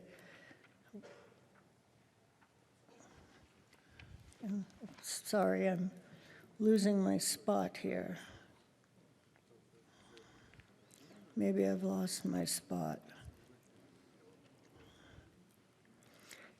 He also sent another one that was kind of hit the mark with me because, once again, when we were living in Washington State, we had somebody that they called the Green River Killer. And every once in a while, somebody'd go missing. It was most frequently a prostitute. This person was killing prostitutes, and they kept finding these bodies in and around the Green River, or the people would disappear from that area, I guess. So he also sent this. The Green River Killer is a great example where a notoriously evil, and he was evil, serial killer entered a guilty plea to avoid death penalty, but also had to give info to help solve his unknown murders. The Green River Killer plea deal achieved closure to 41 unsolved homicide victims' families. 41. I can't even imagine. And if they hadn't had the threat of the death penalty, that never would have happened. 41 families. And there's others. I have a half dozen other stories that are heinous in their details. A young boy who was stabbed over a 10-hour period before he died, and other atrocious things done to him. And again, the threat of the death penalty is what took the case and broke it open. So I ask for a yes vote on this. Representative Benavidez. Thank you, Mr. Chair, and I'd ask for a title ruling. There's been a request for a title ruling. The committee will stand in a brief recess.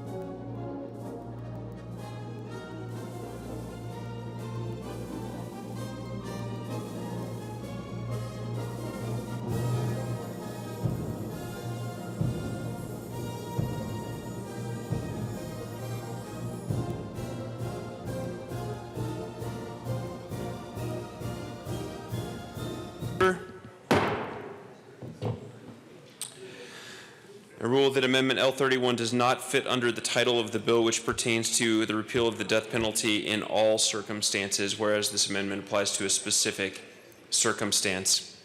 We are back to the bill. Representative Carver.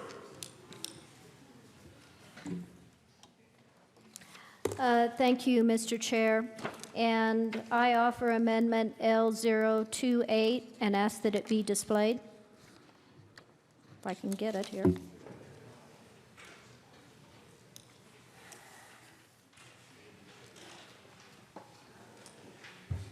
The amendment is properly before us. I'm sorry. And Representative Carver, please move the amendment.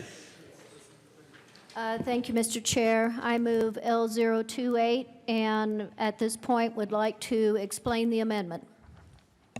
Please proceed. Thank you, Mr. Chair. One of the current aggravating circumstances under our current law is if a police officer, a firefighter, or an emergency responder is killed intentionally as they're doing their duties, their official duties.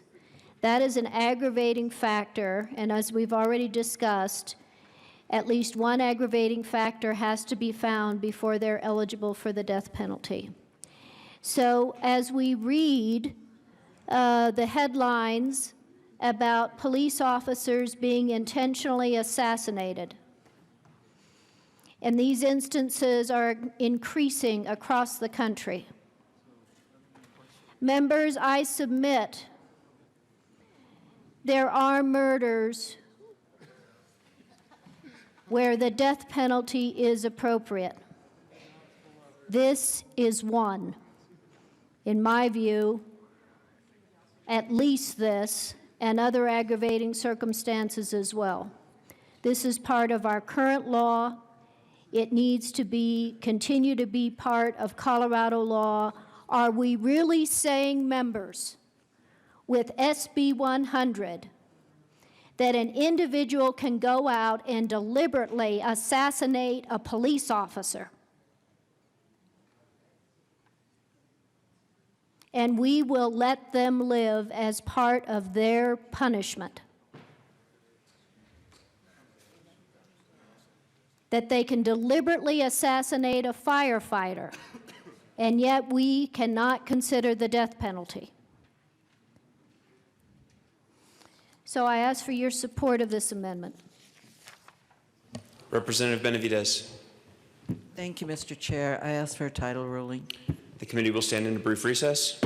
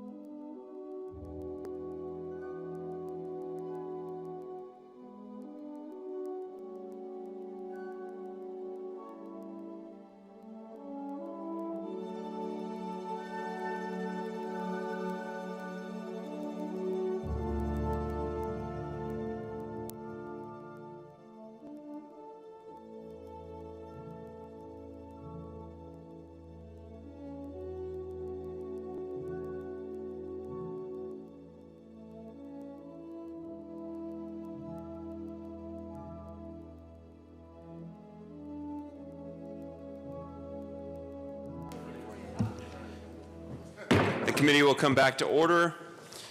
Just like the previous amendment, I rule Amendment L28 does not fit under the title. We're back to the bill. Representative Williams. Thank you. Thank you, Mr. Chair. Members,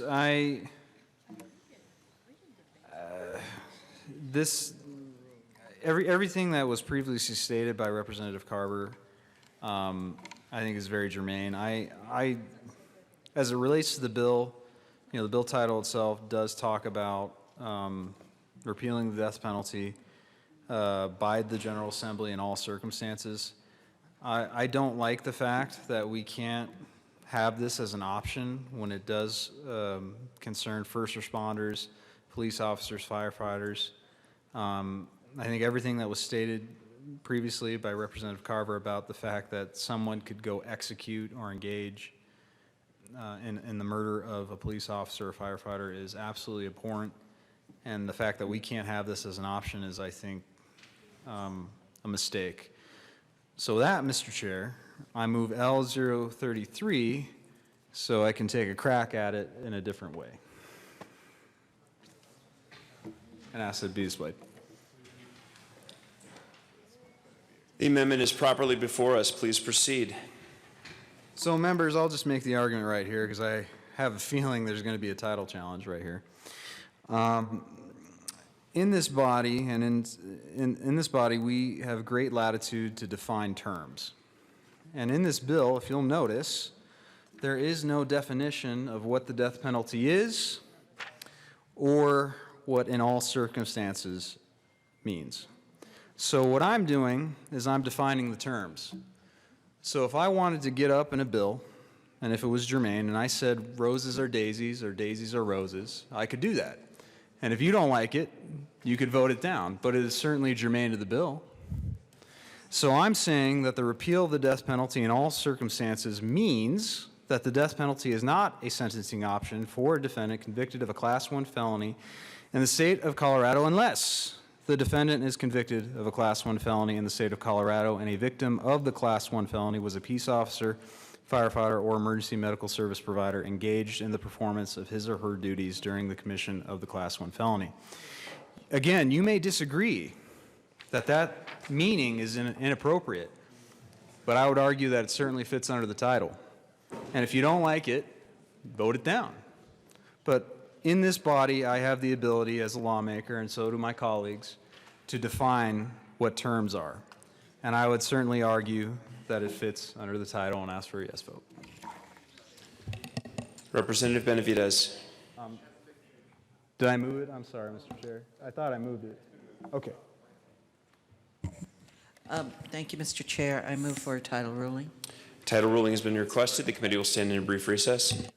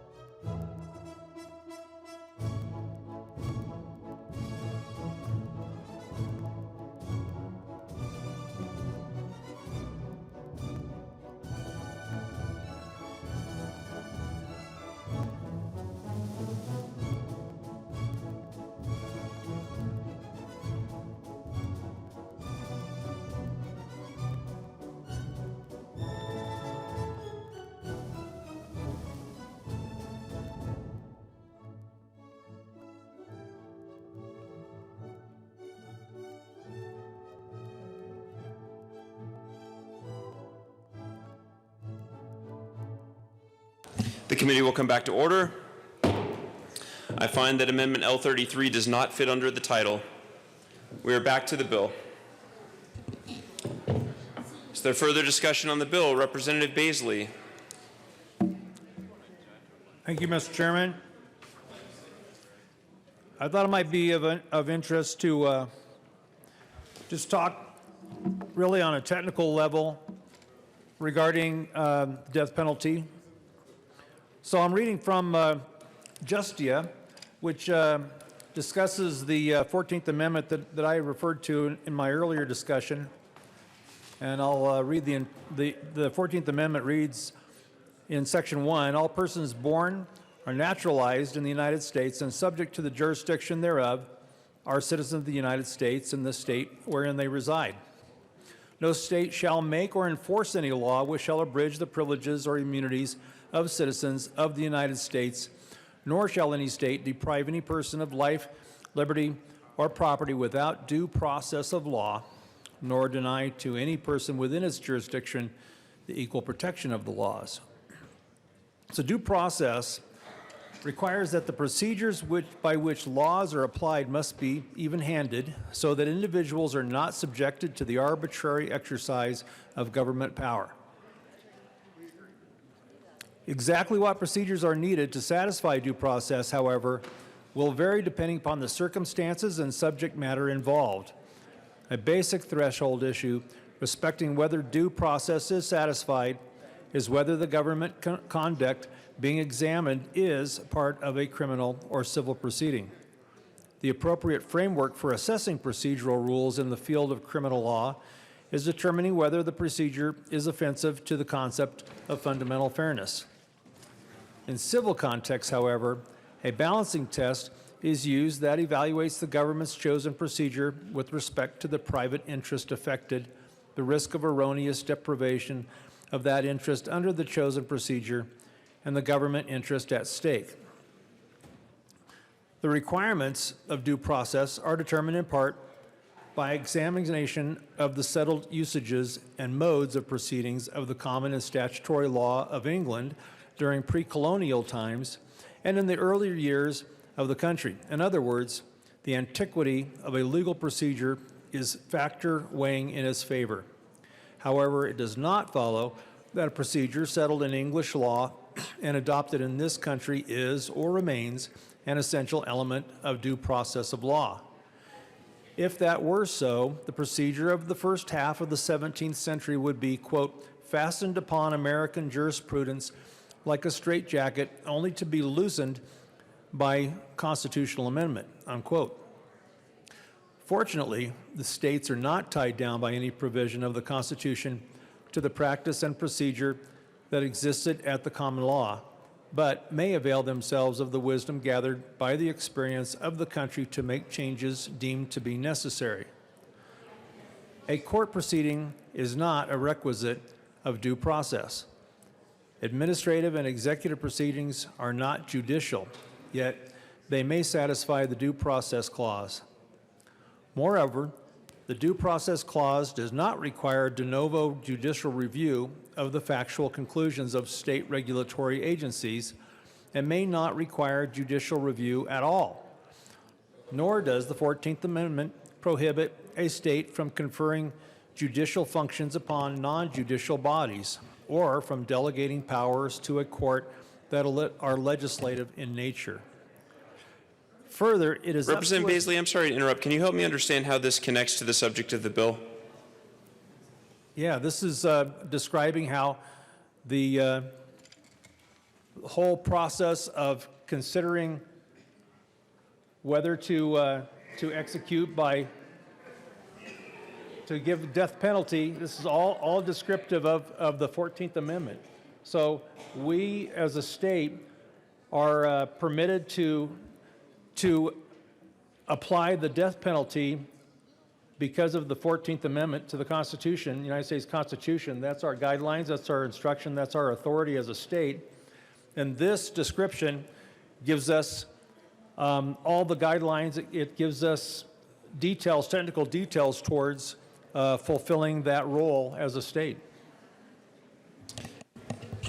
think I mostly understood that. Please proceed. Thank you.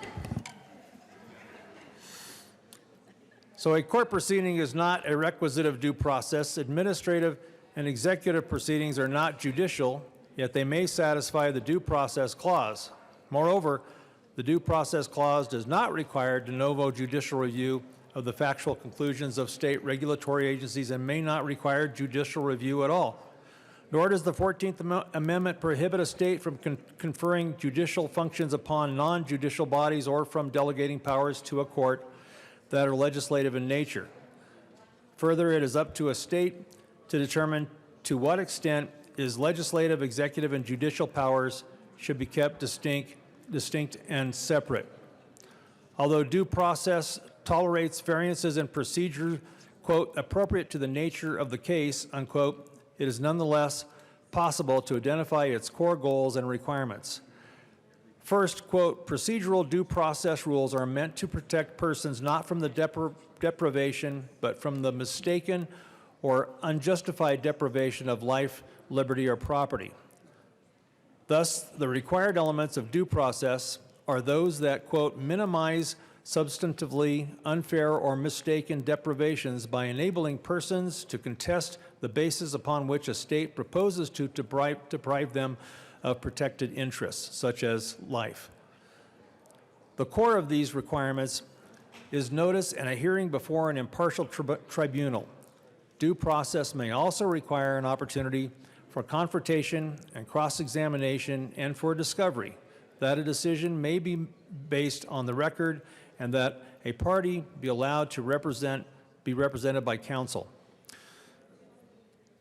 An elementary and fundamental requirement of due process in any proceeding which is to be accorded finality is notice reasonably calculated under all the circumstances to apprise interested parties of the pendency of the action and afford them an opportunity to present their objections. This may include an obligation upon learning that an attempt at notice has failed to take reasonable follow-up measures that may be available. In addition, notice must be sufficient to enable the recipient to determine what is being proposed and what he must do to prevent the deprivation of his interest or his life. Ordinarily, service of the notice must be reasonably structured to assure that the person to whom it is directed receives it. Such notice, however, need not describe the legal procedures necessary to protect one's interest if such procedures are otherwise set out in published, generally available public sources. Some form of hearing is required before an individual is finally deprived of property, liberty, or life interest. This right is a basic aspect of the duty of government to follow a fair process of decision-making when it acts to deprive a person of his possessions or self.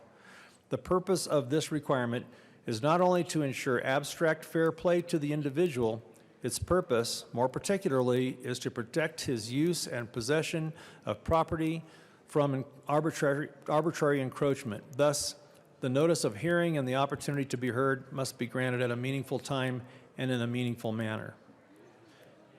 Just as in criminal and quasi-criminal cases, an impartial decision maker is an essential right in civil proceedings as well. The neutrality requirement helps to guarantee that life, liberty, or property will not be taken on the basis of an erroneous or distorted conception of the facts or the law.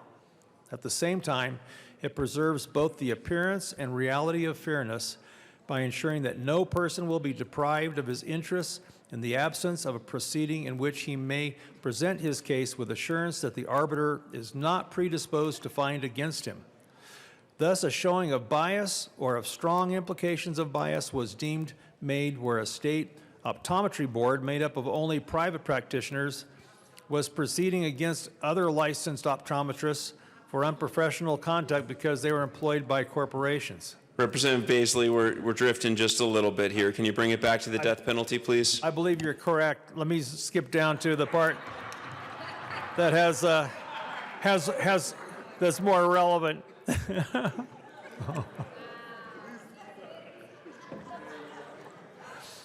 Subsequently, and here's my last paragraph. Subsequently, in Williams versus Pennsylvania, the court found that the right of due process was violated when a judge on the Pennsylvania Supreme Court, who who participated in a case denying post-conviction relief to a prisoner convicted of first-degree murder and sentenced to death, had, in his former role as a district attorney, given approval to seek the death penalty in the prisoner's case. Relying on Caperton, which the court viewed as having set forth an objective standard that requires recusal when the likelihood of bias on the part of the judge is too high to be constitutionally tolerable. The Williams court specifically held that there is an impermissible risk of actual bias when a judge had previously had a significant personal involvement as a prosecutor in a critical decision regarding the defendant's case. The court based its holding in part on earlier cases which had found impermissible bias occurs when the same person serves as both the accuser and adjudicator in a case, which the court viewed as having happened in Williams. It also reasoned that authorizing another person to seek the death penalty represents significant personal involvement in a case, and took the view that the involvement of multiple actors in a case over many years only heightens rather than mitigates the need for objective rules preventing the operation of bias that otherwise might be obscured. As a remedy, the case was remanded for reevaluation by the reconstituted Pennsylvania Supreme Court, notwithstanding the fact that the judge in the question did not cast the deciding vote, as the Williams court viewed the judge's participation in the multi-member panel deliberations as sufficient to taint the public legitimacy of the underlying proceedings and constitute reversible error. Thank you, Mr. Chairman. You're welcome, Representative Baisley. Representative Williams. Thank you, Mr. Chair. Members, and we're to the bill, right? We're not on an We are to the bill. Thank you, Mr. Chair. I'm sorry it's a little late. There's a lot of amendments going on right now. So, members, I stand in opposition to this bill. I particularly do not think it was wise for the Senate to have placed further restrictions on how we can amend or massage this bill. There have been many instances where we've come up here and we've talked about the aggravating components and how that there should be exceptions, especially when we're talking about these aggravating components. And I think we have to understand that we are talking about life and death. And I think what gets lost in all this is that when we take this death penalty option off the table in all circumstances, we ignore some of the more heinous things that we see in our society, right? Let's talk about the fact that there are people who will rape an individual and then murder them.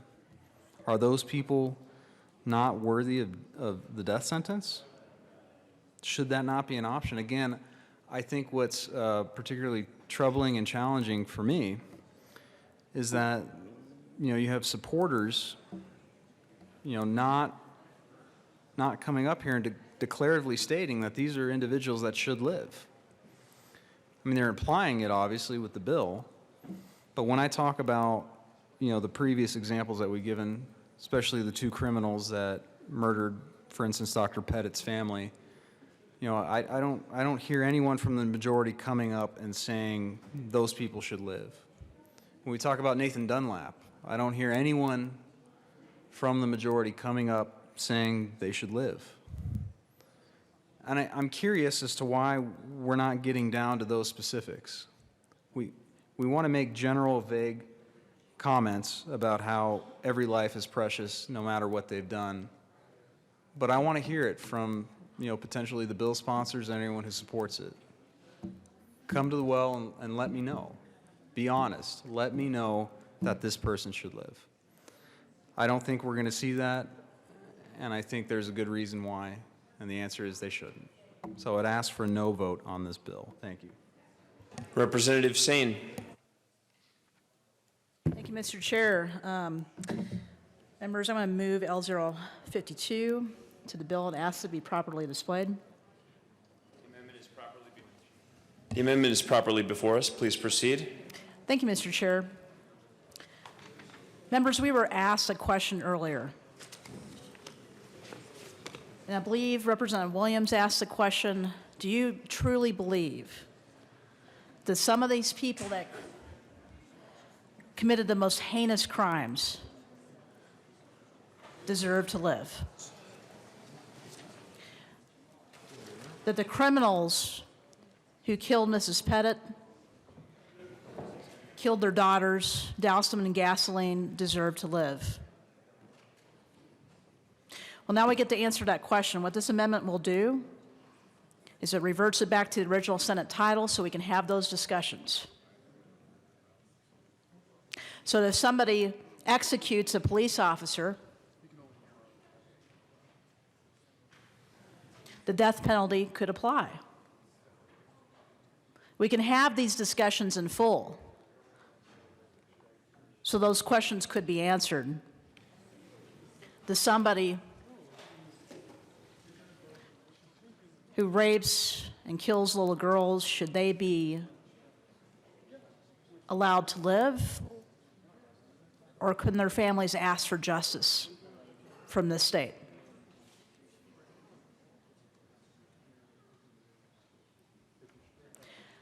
I would ask your yes vote for this amendment and allow this discussion to continue in its fullest, so that we are not judge and jury.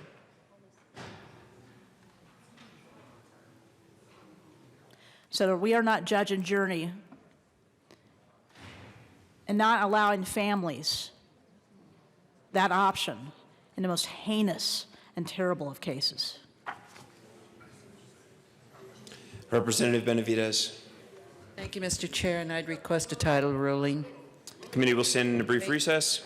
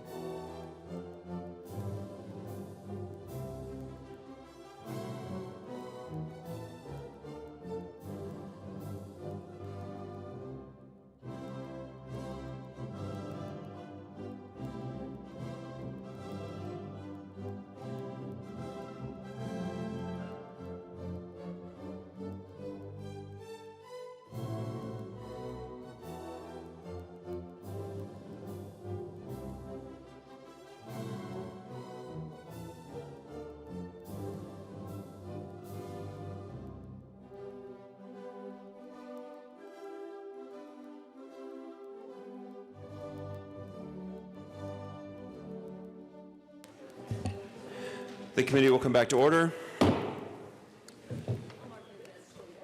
I remain skeptical, but we're going to let the debate proceed on Amendment L52. Representative Benavides. Thank you, Mr. Chair. Members, the amendment would take the bill back to the original title, which is a much broader title than it was amended to in the Senate. And I think the reason it was amended in the Senate was because there are the aggravating factors, roughly 17 of them. We could go through each one and we could say, oh, we don't want the death penalty except in this case or except in this case. And we could have 17 exceptions to it and we're right back where we started. Effectively, this bill is intended to stop the death penalty, primarily from my perspective because it is arbitrary in nature. It is inconsistently applied in the state, and that in some areas, geographically in this state where you live, you can commit a crime that would qualify for the death penalty. In another area of the state, you would not face the death penalty on this. Because of that, it is important to stop the death penalty. Mistakes do happen. We've already gone through many of them, so I'm not going to do that again. But effectively, life without parole is sufficient punishment if we cannot guarantee no mistakes will ever been made. So I urge a no vote on this amendment. Representative Arndt. Thank you, Mr. Chair. I also urge a no vote on this amendment. Members, the title as it stands now as written in the engrossed version is the title that we feel is appropriate, and it has clarifies the intent of the bill, which is to full repeal the death penalty. I urge a no vote on this amendment. Representative Carver. Thank you, Mr. Chair. I offer a substitute amendment. Please move the substitute amendment and ask that it be displayed. I move L050 and ask it be displayed.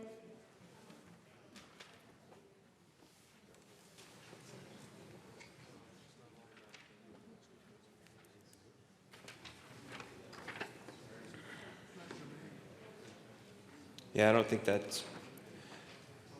Representative Carver, I'll give you a chance to explain this, but I don't think this is germane to the underlying amendment. Thank you, Mr. Chair. The L050 includes the substitute language for the title. That's on line 5. But it also then addresses a circumstance that is currently an aggravating factor and that we heard about in judiciary. When an individual has already been convicted of murder, the Class 1 felony, and is serving a life sentence for murder, and then is involved in committing another murder, that is a current aggravating factor that justifies consideration of the death penalty. And that is what this amendment would do. It would change the title to strike the limiting language, which the chair has already ruled on, and it would include a circumstance where the death penalty would be a sentencing option.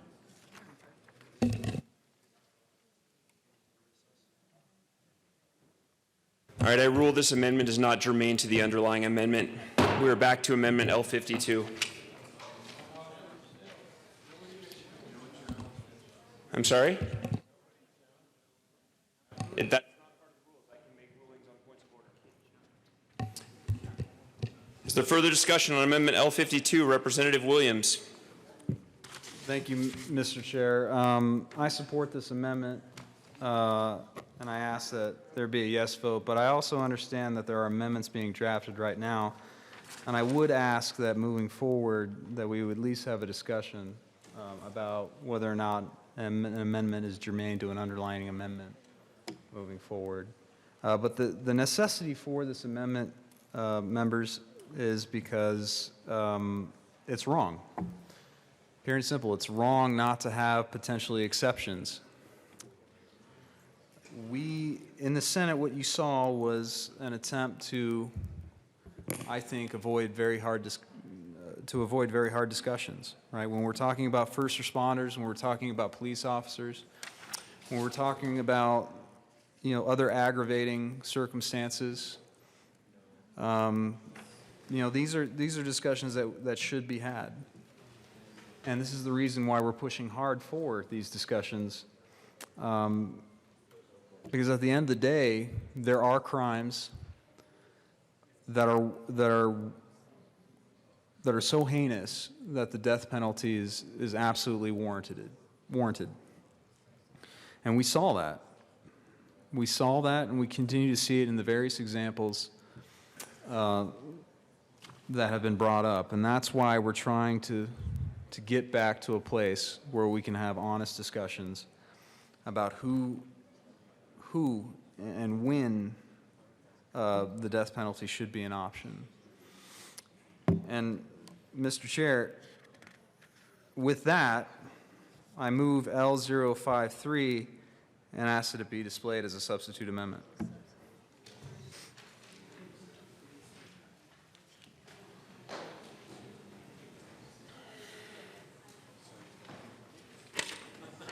The amendment is properly before us. You may proceed.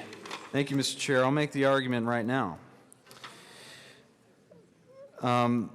As you can see on line 12, it talks about putting it back to the original title. And if we're putting it back to the original title, it avoids the discussion of in all circumstances. And so it is germane to have an exception put in to the amendment as it pertains to the original title. We are trying to narrow the title, or excuse me, we're trying to put the title back to its original intent, rather. And with its original intent, I don't think anyone disputes that we had the ability to put in these exceptions. And I'm not sure why we wouldn't want to talk about this and vote on it. I mean, at the end of the day, the bill sponsors, at least from the Senate, when they amended it to in all circumstances, I think would still argue that any exceptions are not permissible. But why don't we have it on the official record? Why don't we allow this to move forward? Because it is germane. I don't see how anyone could say it's not germane, given that if we bring it back to that original title, why can't we have a substitute amendment that explicitly states the exception that we're trying to do here? So I would ask for a yes vote on this, and I would certainly ask for a recess if there is any sort of challenge to this. I will go ahead and call a recess right now to discuss the germaneness of this amendment.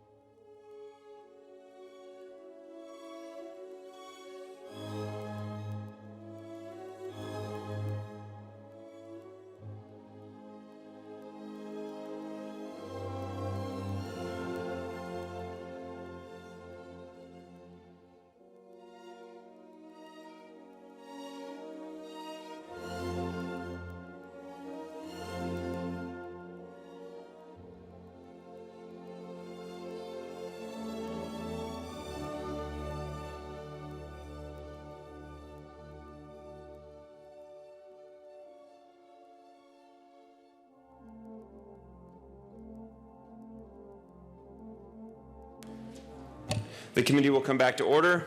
I rule that Amendment L53 is not germane to the underlying Amendment L52. We are back to Amendment L52. Representative Sane. Thank you much, Mr. Chair.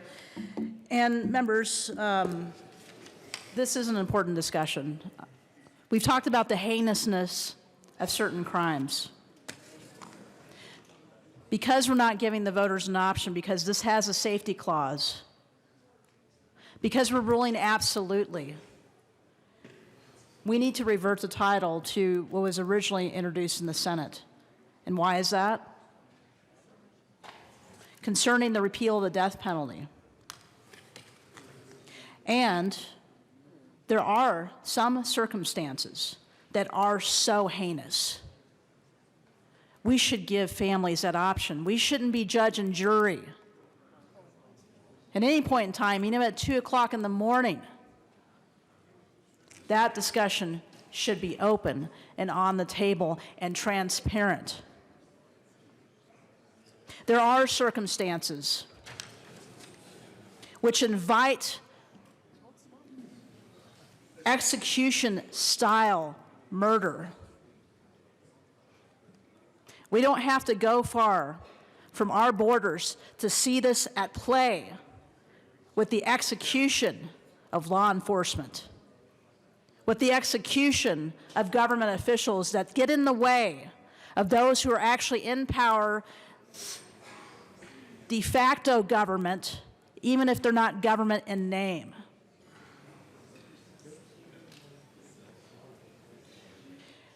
When we repeal the highest penalty you can possibly give, the highest punishment you can possibly receive, what does that invite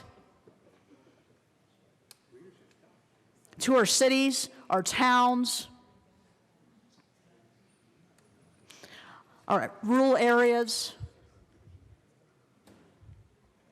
any place where a criminal could take advantage, where they can strike fear by taking out those who would protect us. Members, we've had amendments run to prevent the execution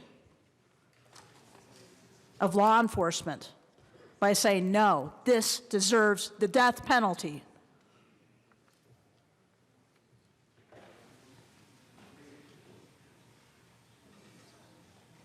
And I hate to make a pun here, but this is deadly serious.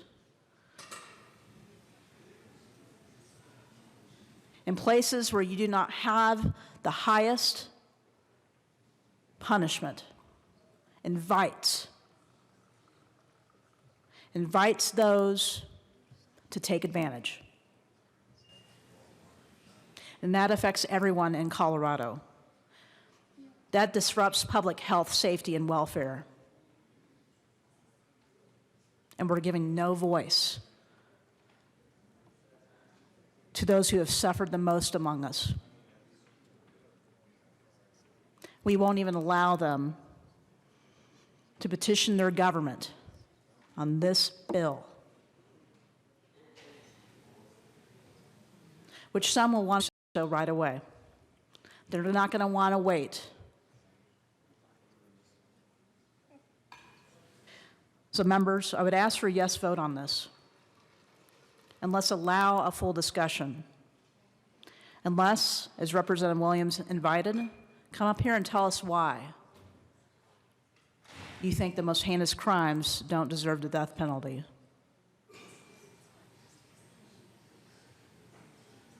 Thank you. Representative Holtorf.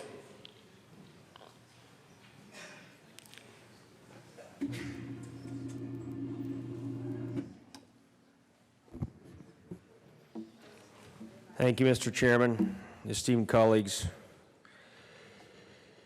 Let's talk about Colorado. Let's talk about heinous crime. Let's consider some things that might qualify as deserving of the death penalty. I'm going to speak of the kidnapping and murder of Adolph Coors III. Adolph Coors III was the grandson of the founder of Coors Brewing Company, a well-known company in Colorado, a Colorado institution. He was the company's CEO and the chairman of the board. On February 9th, 1960, Coors was kidnapped on the way to his office in Golden by a prison escapee named Joseph Corbett. Later that Tuesday, a milkman found Coors' idling station wagon along with a blood splattering on a bridge. Of course, when law enforcement was informed, this started a massive manhunt for Mr. Coors. Representative Holtorf, I'm sorry to interrupt, but please make sure to direct your comments to the amendment, which is changing the title of the bill. I believe this would change, it does speak to the amendment. changing the title of the bill to allow us to consider the importance of not repealing the death penalty, which is the title of the bill, to repeal the death penalty. So I believe I'm speaking directly to that, but maybe I'm not talking about egregious crimes that would qualify for the death penalty, or in this case may not be considered if the death penalty is repealed. As I continue here, the prison escapee was named Joseph Corbett. This 31-year-old was already a convicted murderer. I guess we get a lot of chances when we murder and continue to murder and murder. With the repeal of the death penalty, we'll have more opportunities for murder, as people who have committed murder and do not have to face the death penalty, but life in prison without parole, then can continue to murder while they're in prison without consequence.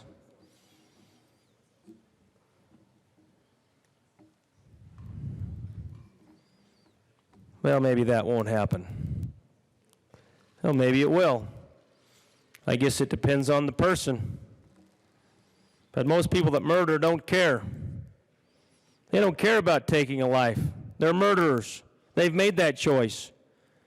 In most cases, the bad choice of the individuals has led them to their consequence of being on death row.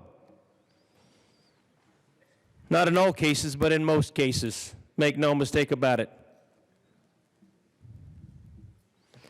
As I continue here, an already convicted murderer sneaked out of a California minimum security prison some 4.5 years prior. So what Corbett did was not only take a kidnapped a citizen, but then he further demanded a ransom in the amount of $500,000. No one knows when Mr. Coors was killed.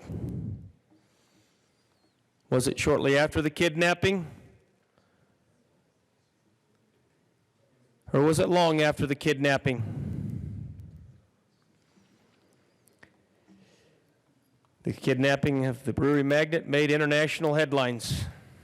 The remains of Coors' body was found in a Douglas County dump months after the disappearance of Corbett. Corbett, fortunately, was ultimately captured and convicted and sentenced to life in prison.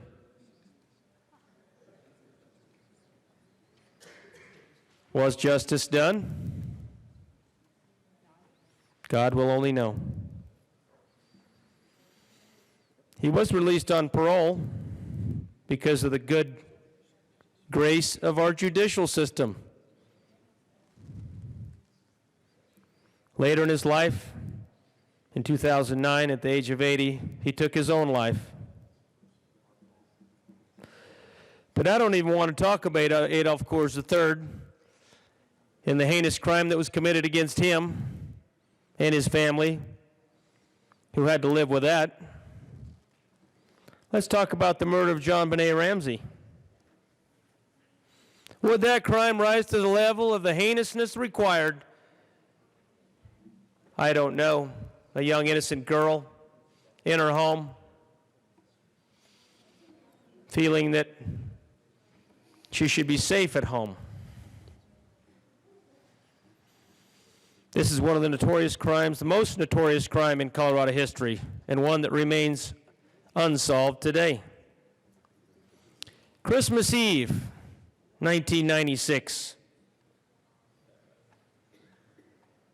Christmas is supposed to be a time of happiness, a time of celebration, not a time of murder, rape and murder on a young, innocent soul.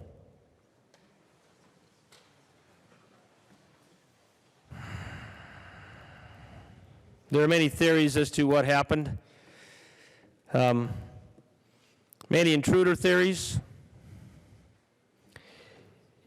DNA not belonging to any Ramsey family member, and which could not be matched on any database, was found at the scene where the body was discovered. It was on the child's clothing.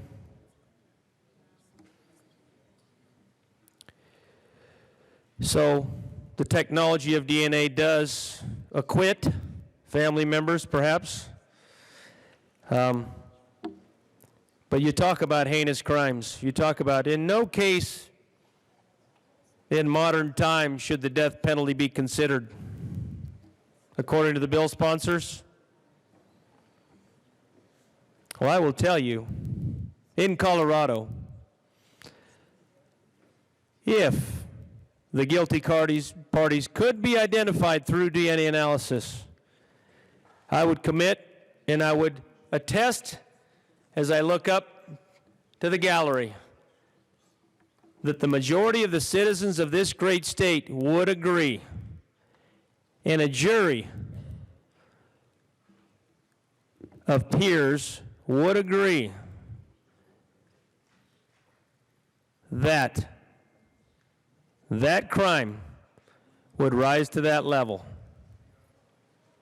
That crime against an innocent, young spirit would rise to that level. So as we talk about the bill title, as we talk about what's right and wrong, as we have these moral questions, there are things that do rise to this level.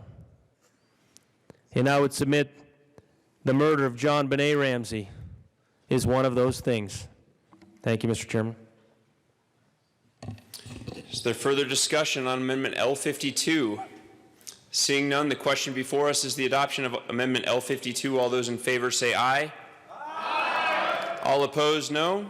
No. The noes have it. The amendment fails. We are back to the bill. Representative Williams. Thank you, Mr. Chair. After consulting with the attorneys, we think we figured out how to do this.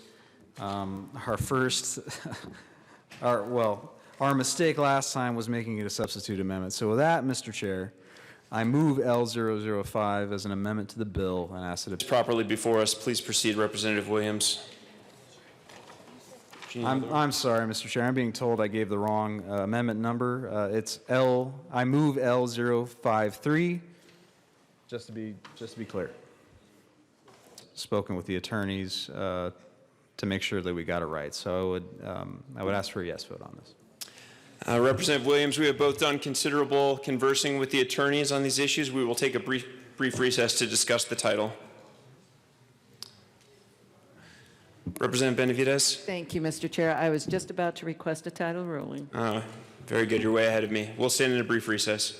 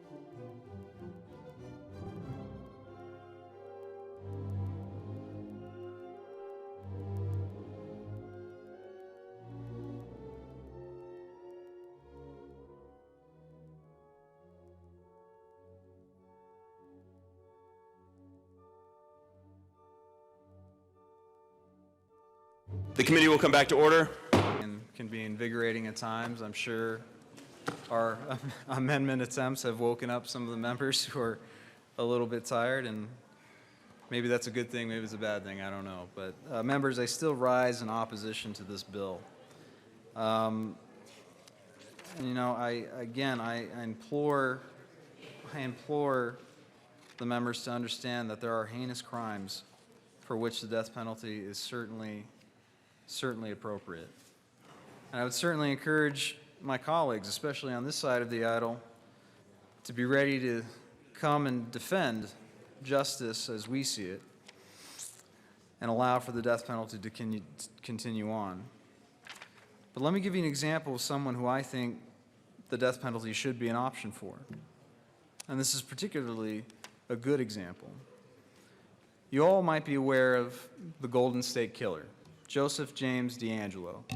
He was responsible for at least 13 murders and over 50 rapes, as well as over 100 burglaries in California from 1974 to 1986. DeAngelo terrorized the state of California from Sacramento to Los Angeles, stalking his victims and using the deranged canals and rivers to go unnoticed until he wanted his victims to see him. DeAngelo took pleasure in terrorizing his victims. One woman woke to the sound of wind chimes to find him prying open her window. One woman, while sleeping with her 3-year-old son, awoke to the sound of the hall light being switched on, another to a flashlight being shined in her face, and yet another who saw a suspicious vehicle walk through her house, checking the doors, police wrote. When she turned around, the suspect was standing there with a gun pointed at her. In another case, DeAngelo imprisoned a young couple, tied up the male, and piled a stack of dishes on his back and threatened to kill them if any of the dishes broke while he raped the man's wife. The prosecutors in California are seeking the death penalty right now. That's just one example of someone who I think should be put to death. And again, I challenge any of the proponents or supporters of this bill to come up and tell me otherwise. If this is someone who's not worthy of death, then again, I think we're just never going to agree here, and that's unfortunate. Because I happen to think that if any of this happened to one of our families, we might change our minds. Members, we already had, great discussion about these individuals, but let me go to a more famous one. Ted Bundy. He was one of the most notorious serial killers in history. Bundy kidnapped, raped, and murdered young women. Bundy confessed to 30 homicides, but the number could possibly be higher. Bundy would fake injuries, often wearing crutches, in order to lure victims to his car. Once inside or near his vehicle, he would bludgeon and subdue his victims and then rape them before strangling them to death. He would bury the body. This would be repeated until the state decompensation. March 12th, Donna Gail Manson, abducted while walking to a concert at the Evergreen State College. Susan Elaine Rancourt disappeared after attending an evening advisors meeting at Central Western State College. Skull and mandible recovered at Taylor Mountain Site in 1975. Roberta Kathleen Parks vanished from Oregon State University. Skull and mandible recovered at the Taylor Mountain Site in 1975. Brenda Carol Ball disappeared after leaving the Flame Tavern. Again, skull and mandible recovered at Taylor Mountain Site in 1975.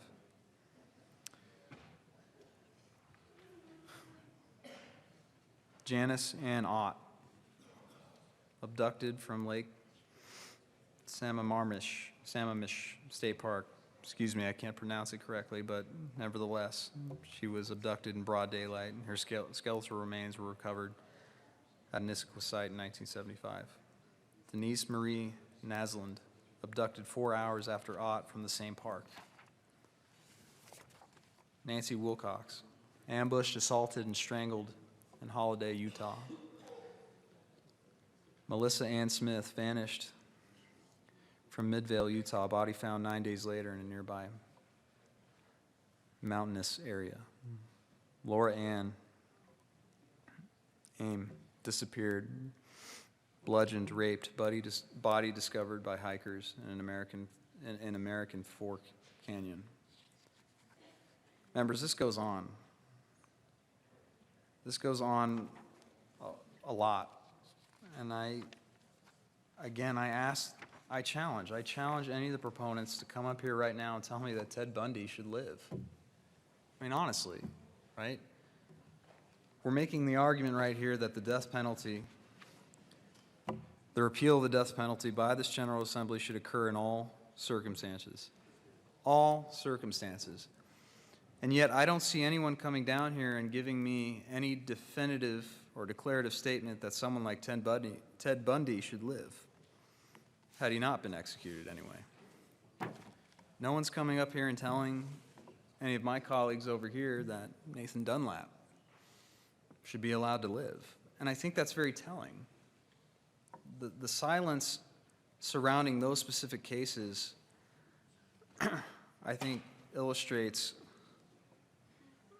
why this bill is problematic and perhaps why the majority doesn't want to discuss it. Instead, we want to, I see the majority and the proponents of this bill engaging in more perhaps esoteric terms, right? Terms or discussions where we kind of avoid the nasty details. And that's sad. That's sad because I think what the minority here is trying to do is get to the heart of the matter, right? We're talking about people who have engaged in the most heinous of crimes, the most despicable acts that are unimaginable. We had an example with Chris Watts. This is a guy who killed his wife and his family. I don't know about you, but hearing those words were haunting. You know, for a child to say, "Daddy, no," as he was murdering her, that should haunt all of us. Certainly did me when I researched it initially, and it certainly had an effect on me when Representative Sane talked about that experience. And again, I want, if at all possible, for the bill proponents or the sponsors or the supporters of this bill to come up and tell me that Chris Watts should live. Right? I don't think anyone objectively here will say with a straight face, except for maybe a few, will say that Chris Watts should live. But again, I'm not seeing that at this well. And I guarantee you that there are at least 24 members on this side of the aisle that would come down here and say, you know what, that's a guy who probably does deserve death and was certainly an option, and we shouldn't remove that option. Same with Nathan Dunlap, same with the Golden State Killer, same with Ted Bundy, same with the two individuals that murdered Dr. Pettit's family. Again, I don't see anyone defending them. I don't see anyone coming down here saying that these are individuals that should live, because that's the ultimate question here, right? The question is life and death. We're deciding effectively, should the state have the authority to execute these individuals? And I think the answer is yes, especially when a jury of their peers decides. And I think that's something that's getting lost in this debate. We all think that the government is the one taking the life. No. The government is fulfilling the wishes of a jury. The jury is not an extension of the government. The jury has been empowered to decide the matter. They're regular citizens, a jury of their peers, who have to unanimously decide whether or not death is an appropriate punishment. That's not some bureaucrat, that's not some elected official, that's not some judge that is making that decision. Those are 12 people, 12 people that have to be unanimous. They're the ones that are deciding life and death, not the government. So I think it's a mistake to say that the government is deciding who lives and who dies, because that's not true. There's two trials, essentially. The trial to convict for the charges that were filed, and then the sentencing trial. And in both instances, it's not the government deciding, it's 12 average people, citizens. And for people to come up here and say that the government is the one that has the power to take life is false. It's not the government.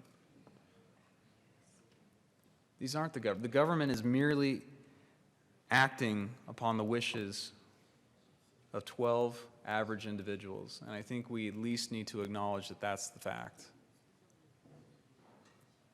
And again, I don't see how in any reasonable way we could, with a straight face, say that people like Chris Watts or Nathan Dunlap or James Holmes or whoever engages in these activities should be allowed to live for the rest of their lives while they had wanton disregard for the lives of others. That's insane. And ultimately it's wrong. And while I do acknowledge, I think, the good intentions of the bill sponsors to avoid innocent people from being executed, I do ultimately say that the practical effect of this is immoral. The practical effect of the bill is to deny justice, justice for the most serious and heinous of all crimes. And I would ask for a no vote, and I would encourage my colleagues to stand up and talk more on this bill, because when it comes to the calendar, when it comes to anything else we're doing, I would agree with, I think, what Representative Weissman did state, that this is probably the most important and consequential thing we'll do in this chamber. And so I think it does deserve as much time as we're willing to give it. And I guarantee you that I'm willing to give it, another couple hours. That's my commitment. And we'll go from there. But I would certainly ask for a no vote on this bill, and I would ask for you to stand up for the voters and the victims that this bill would affect in a negative way. Thank you. Representative Sandridge. Thank you, Mr. Chair. Just have a few comments in support of this, or in support of the death penalty against this bill, actually. How this reads is, a just society requires the death penalty for the taking of a life. When someone takes a life, the balance of justice is disturbed. Unless the balance is restored, society succumbs to a rule of violence. Only the taking of the murderer's life restores the balance and allows society to show convincingly that the murder is an intolerable crime which should be punished. Retribution has its basis in religious values, which have historically maintained that it is proper to take an eye for an eye and a life for a life. Although the victim and the victim's family cannot be restored to the status which preceded the murder, at least an execution brings a closure to the murderer's crime and closure to the ordeal for the victim's family, and ensures that the murderer will create no more victims. And let me restate that. It ensures that the murderer will create no more victims. For the most cruel and heinous crimes, the ones for which the death penalty is applied, offenders deserve the worst punishment under our system of law, and that is the death penalty. Any lesser punishment would undermine the value society places on protecting life. Robert Macy, District Attorney of Oklahoma City, described his concept of the need for retribution in one case. as it states. In 1991, a young mother was rendered helpless and made to watch as her baby was executed. The mother was then mutilated and killed. The killer should not lie in some prison with 3 meals a day, clean sheets, cable TV, family visits, and endless appeals. For justice to prevail, some killers must die. Thank you.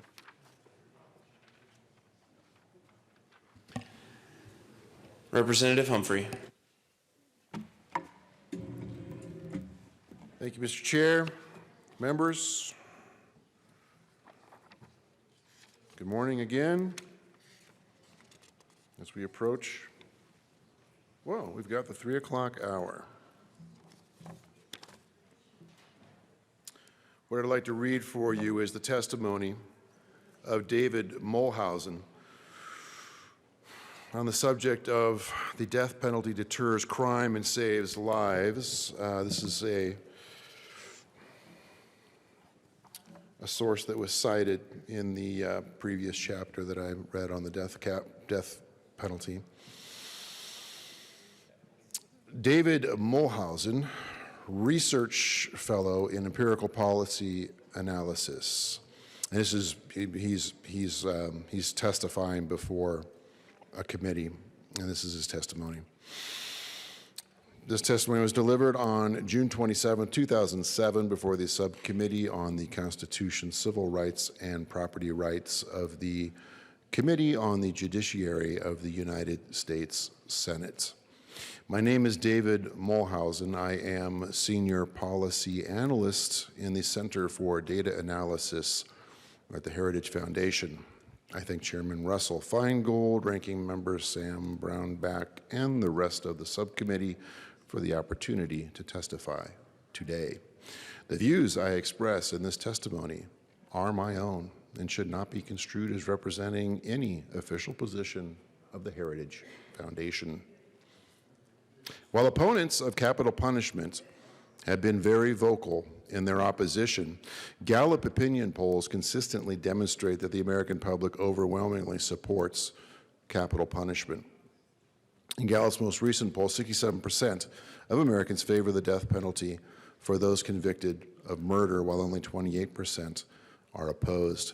From 2000 to the most recent poll in 2006, support for capital punishment consistently runs a 2-to-1 ratio in favor.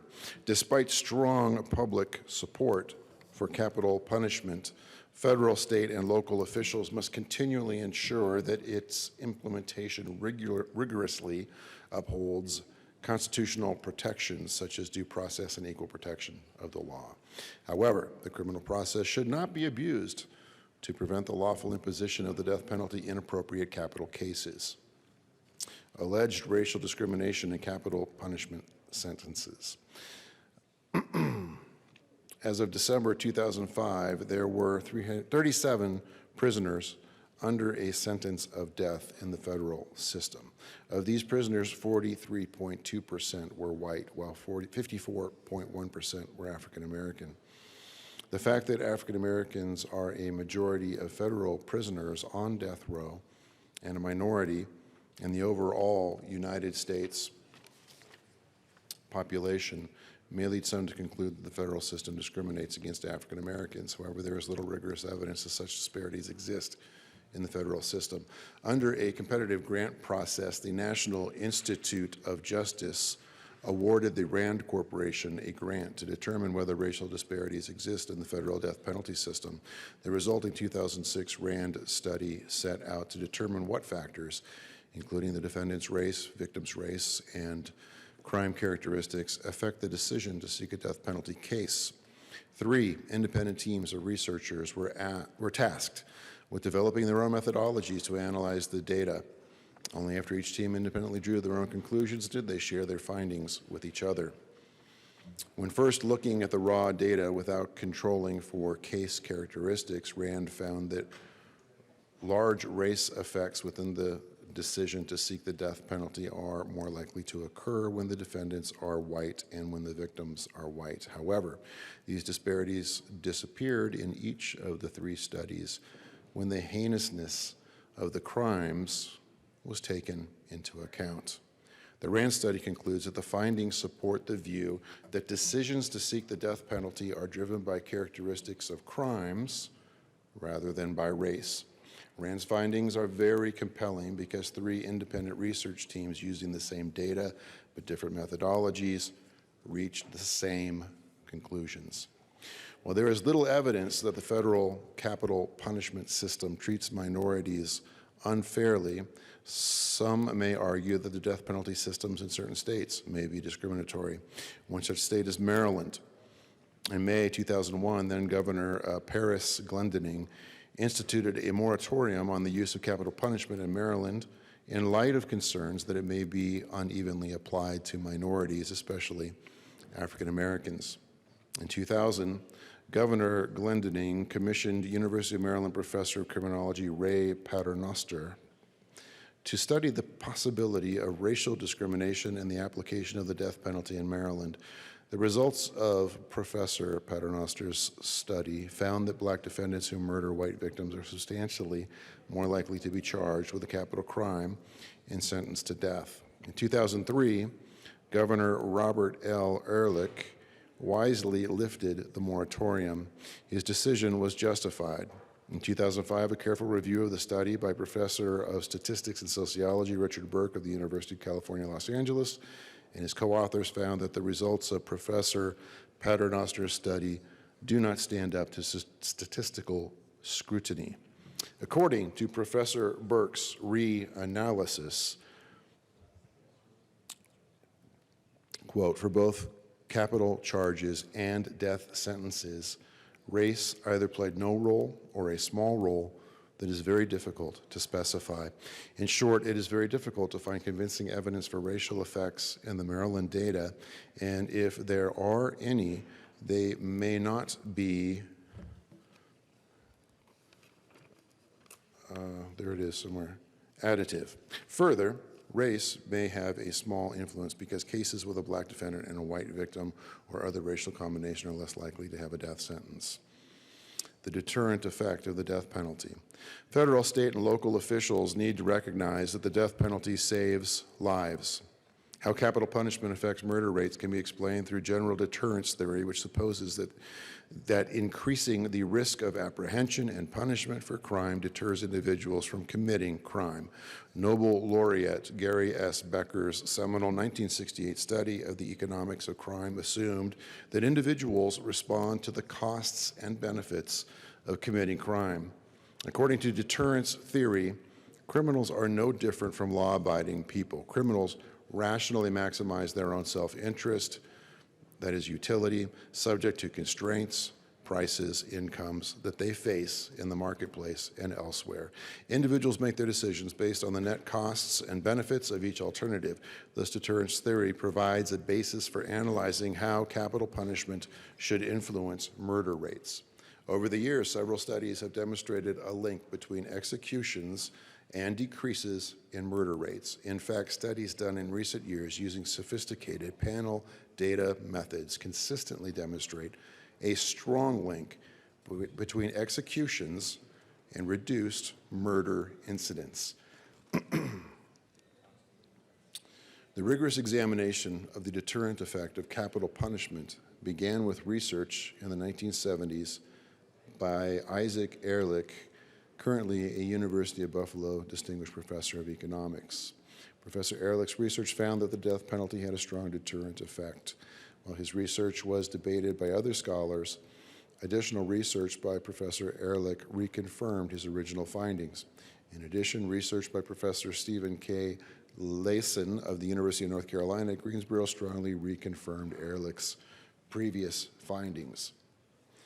Numerous studies published over the past few years using panel data sets and sophisticated social science techniques are demonstrating that the death penalty saves lives.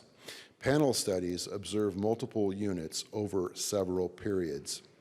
The addition of multiple data collection points gives the results of capital punishment panel studies substantially more credibility than the results of studies that have only single before and after intervention measures. Further, the longitudinal nature of the panel data allows researchers to analyze the impact of the death penalty over time that cross-sectional data sets cannot address. Using a panel data set of over 3,000 countries from 1977 to 1996, Professor Hashem Desbakish, Paul R. Rubin, and Jonah M. Shepard of Emory University found that each execution on average results in 18 fewer murders. Using state-level panel data from 1960 to 2000, Professor Desbakish and Shepard were able to compare the relationship between executions and murder incidents before, during, and after the U.S. Supreme Court's death penalty moratorium. They found that executions had a highly significant negative relationship with murder incidents. Additionally, the implementation of state moratoria is associated with the increased incidence of murders. Separately, Professor Shepard's analysis of monthly data from 1977 to 1999 found three important findings. First, each execution on average is associated with 3 fewer murders. The deterred murders included both crimes of passion and murders by inmates. Second, executions deter the number of whites and, executions deter the murder of whites and African Americans. Each execution prevents the murder of 1 white person, 1.5 African Americans, and 0.5 persons of other races. Third, shorter waits on death row are associated with increased deterrence. For each additional 2.75-year reduction in the death row wait until execution, 1 murder is deterred. Professors H. Nasi Makan and R. Kaj Giddings of the University of Colorado at Denver have published 2 studies confirming the deterrent effect of capital punishment. The first study used state-level data from 1977 to 1997 to analyze the influence of executions, commutations, and removals from death row on the incidence of murder. For each additional execution, on average, about 5 murders were deterred. Alternatively, for each additional commutation, on average, 5 additional murders resulted.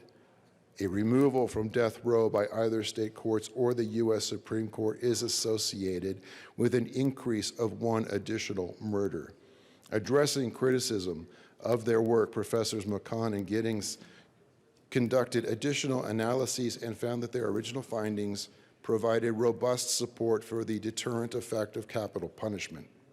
2 studies by Paul R. Zimmerman, a Federal Communications Commission economist, also support the deterrent effect of capital punishment. Using state-level data from 1978 to 1997, Zimmerman found that each additional execution on average results in 14 fewer murders. Zimmerman's second study, using similar data, found that executions conducted by electrocution are the most effective at providing deterrence. Using a small state-level data set from 1995 to 1999, Professor Robert B. Eklund of Auburn University and his colleagues analyzed the effects that executions have on single incidents of murder and multiple incidents of murder. They found that executions reduce single murder rates while there was no effect on multiple murder rates.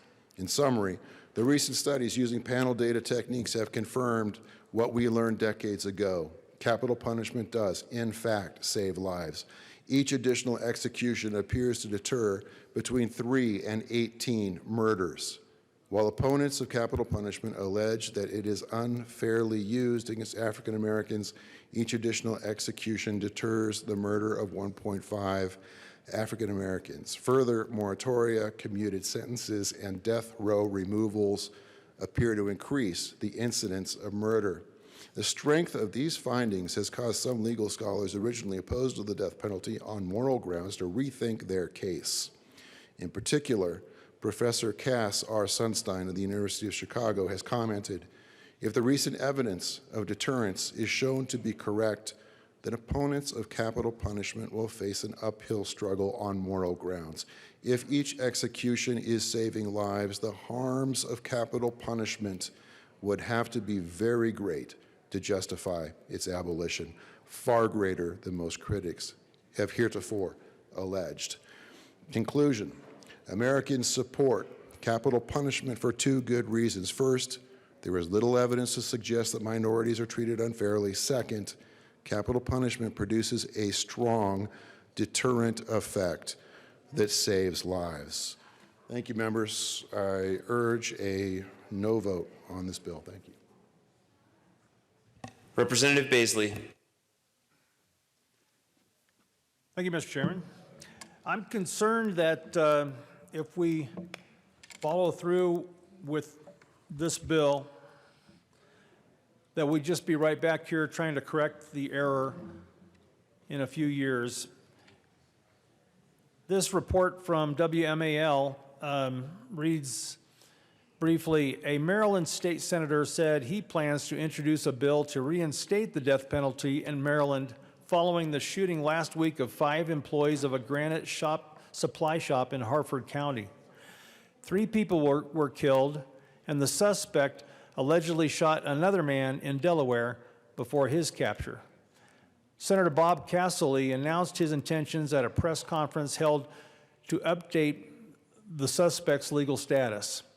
Cassilly's brother, Harford County State Attorney Joe Cassilly, announced Prince, the suspect, would face trial in Delaware first, then expressed his dismay that Prince's maximum penalty for one attempted murder in Delaware would be the same as Maryland's penalty for 3 murders. Maryland needs to have an alternative punishment that really deals justice in this kind of case, Bob Cassilly said.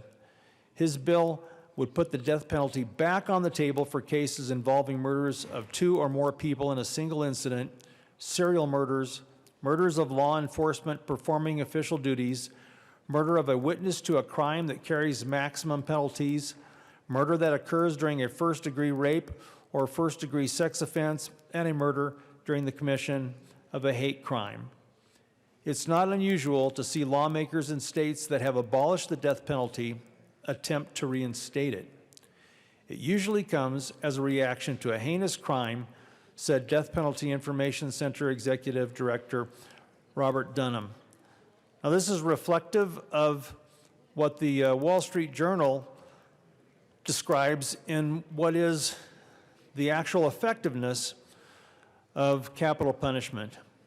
So from this article that is submitted from Roy Adler and Michael Summers, who are both professors at Pepperdine University, reads, recent high-profile events have reopened the debate about the value of capital punishment in a just society. This is an important discussion because the taking of a human life is always a serious matter. Most commentators who oppose capital punishment assert that an execution has no deterrent effect on future crimes. Recent evidence, however, suggests that the death penalty, when carried out, has an enormous deterrent effect on the number of murders. More precisely, our recent research shows that each execution carried out is correlated with about 74 fewer murders the following year. For any society concerned about human life, that type of evidence is something that should be taken very seriously. The study examined the relationship between the number of executions and the number of murders in the U.S. for the 26-year period from 1979 to 2004. So that's a pretty significant data set, 26 years, using data from publicly available FBI sources. The chart shows the number of executions and murders by year. There seems to be an obvious negative correlation in that when executions increase, murders decrease. And when executions decrease, murders increase. In the early 1980s, the return of the death penalty was associated with a drop in the number of murders. In the mid to late 1980s, when the number of executions stabilized at about 20 per year, the number of murders increased. Throughout the 1990s, our society increased the number of executions and the number of murders plummeted. Since 2001, there has been a decline in executions and an increase in murders. It is possible that this correlated relationship could be mere coincidence, so we did a regression analysis on the 26-year relationship. The association was significant at 0.0005 level, which meant the odds against the pattern being simply a random happening are about 18,000 to 1. Further analysis revealed that each execution seems to be associated with 71 fewer murders in the year the execution took place. While it is clear that the number of murders is inversely correlated to the number of executions, it is dangerous to infer causal relationships through correlative data. Causation can be a two-way street, but not in the case of capital punishment. It may be logical that more executions could lead to fewer murders, but it is not at all logical that fewer murders could cause more executions. A second difficulty with strong correlative data is that of timing. Causes should come before effects, so we correlated each year's executions to the following year's murders and found the results to be even more dramatic. The association was significant at the 0.00003 level, which meant the odds against the random happening are longer than 34,000 to 1. Each execution was associated with 74 fewer murders the following year.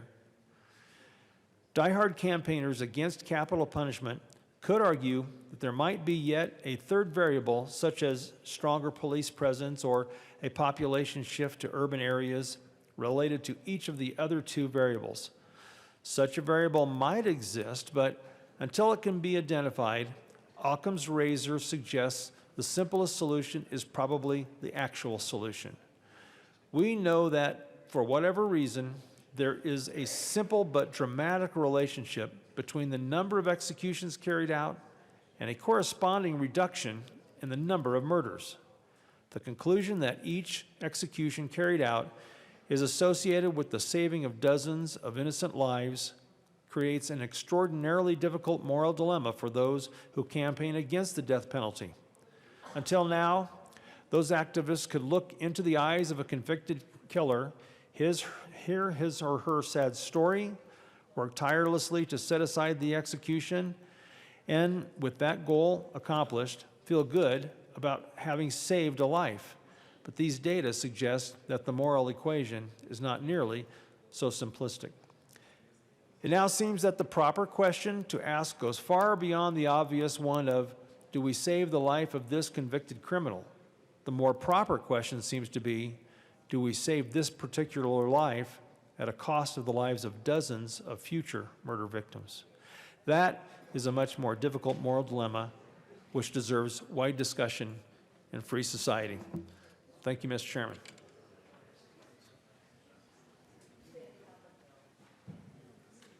Representative Liston.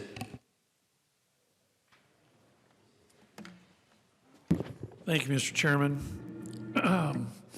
Members, I'm going to be kind to you because I'm not going to ask for the reading of the bill at length. Oh, I forgot we already did that.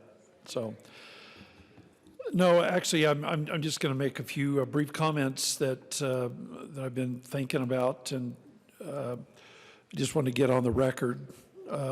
Doesn't require any response if you don't want to, so save your strength. But it was mentioned that during the debate a few hours ago, in fact, it might have been yesterday, I'm not sure when it was, about that the imposition of the death penalty had something to do with race, and I don't believe it does. I know there's different statistics, but in 1967, Gary Gilmore was executed, and he was a white Anglo-Saxon male, And in 1997, Gary Lee Davis was also executed, and he was a white Anglo-Saxon male. So that was over 30 years ago, or 23 years ago, I guess it was. So really, there's only been 2 executions in the last 50 years, and they were both white males. The fact that there are black males on death row right now, I think, has more to do with just being a coincidence than any great plot to go after black males. So I just kind of point that out, that the last 2 executions here in Colorado have been white males. It was also mentioned a long time ago, or a while ago, that the governors in Colorado, something to the effect, were tending to prosecute, allow the mentally ill to be executed. And there was an incident that was brought up, I don't know, 60, 70 years ago. I'm not sure when that incident was, the person. But in my memory, which goes back over 50 years, I just really kind of dispute this as far as recent governors, going back to John Love, moving forward, that it just really hasn't happened over the last 60 years that a governor would, or our society today would allow a mentally ill person to be executed here in Colorado. Our society has changed tremendously over the last 50, 60 years, especially over the last 20, 30 years, where there's rights for the criminals and rights for the victims. So it just doesn't happen today that that a mentally ill person is going to be executed, at least not here in Colorado with the society we have. The other thing that I just want to put on record, I know that we offered an amendment for the petition clause, and we tried to make that case. And I think that our constituents, your constituents and my constituents, are going to be very, very upset when they find out that we have disallowed the ability for this bill to have the petition clause. I know it supposedly was debated, but I think just knowing my constituents and just having I think an intuitive feel for the people here in Colorado, that they're going to find that they're very upset that we've imposed the safety clause and not had the ability for the citizens to go out and at least petition the citizens for their grievances about this. You may not care, but I think our citizens do, and I think that they're going to speak very loudly about this issue come November. That's just my hunch. The last thing I want to mention, we've talked about all these heinous crimes. The one that we've had very little discussion about that has gotten a lot of press in El Paso County. It's actually not in my district. It probably got some up here in Denver, and that is the grotesque murder of Patrick Frazee in Teller County in Woodland Park of his wife, or his girlfriend. It actually wasn't his wife, it was his girlfriend. In case you don't know, just kind of familiarize yourself with this heinous crime. I mean, not just heinous, it was absolutely horrific and brutal. That he lured his girlfriend into, I believe it was her house, lured her in, and then he beat her to death with a baseball bat. He absolutely pummeled her with a baseball bat. So not all murders involve a firearm. In fact, many don't.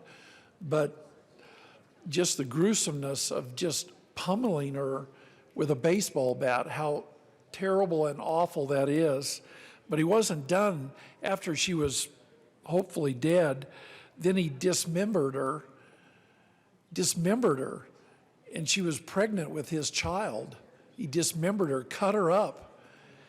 But he still wasn't done, and then he burned her body, took it out, dumped her body parts into a metal oil drum, I think, and put gasoline and fuel oil in there and burned her body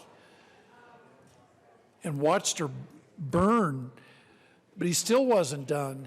Then he took what was left, the remains, and he dumped them somewhere in the country, in the countryside, that he's refused to allow the authorities and her relatives to even find what was left of her body. He absolutely refused. The only reason we know this is that there was a plea deal, if I'm not mistaken, correct me if I'm wrong, but they used the idea of the death penalty to negotiate this deal to find out what the particulars were. And in his testimony of what really happened, and the lady who came and helped him with this brutal, gruesome, heinous death, that he wouldn't get the death penalty.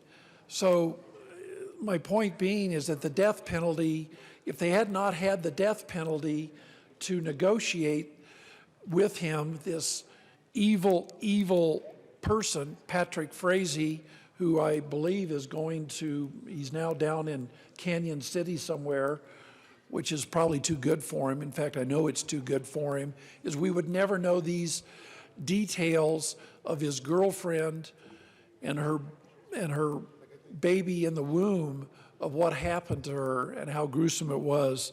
So I speak out for her and her relatives and other citizens that just wanted to have, some justice for her, and quite frankly, serving life in prison is too good for this man. So with that, members, I would still once again ask us to vote against Senate Bill 20-100, and let's, one last plea, I know it's not going to do any good, but I'll still be on record, that to allow the citizens of Colorado to at least vote on this before we just ram it through.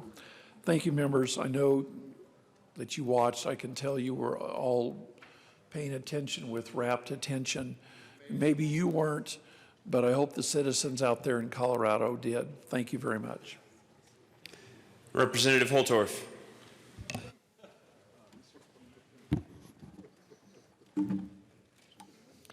Thank you, Mr. Chairman. We continue to make a plea for reconsideration of this legislation as we talk about the moral merits of capital punishment. I'm going to read this article, which I also believe illustrates when this is warranted in this country.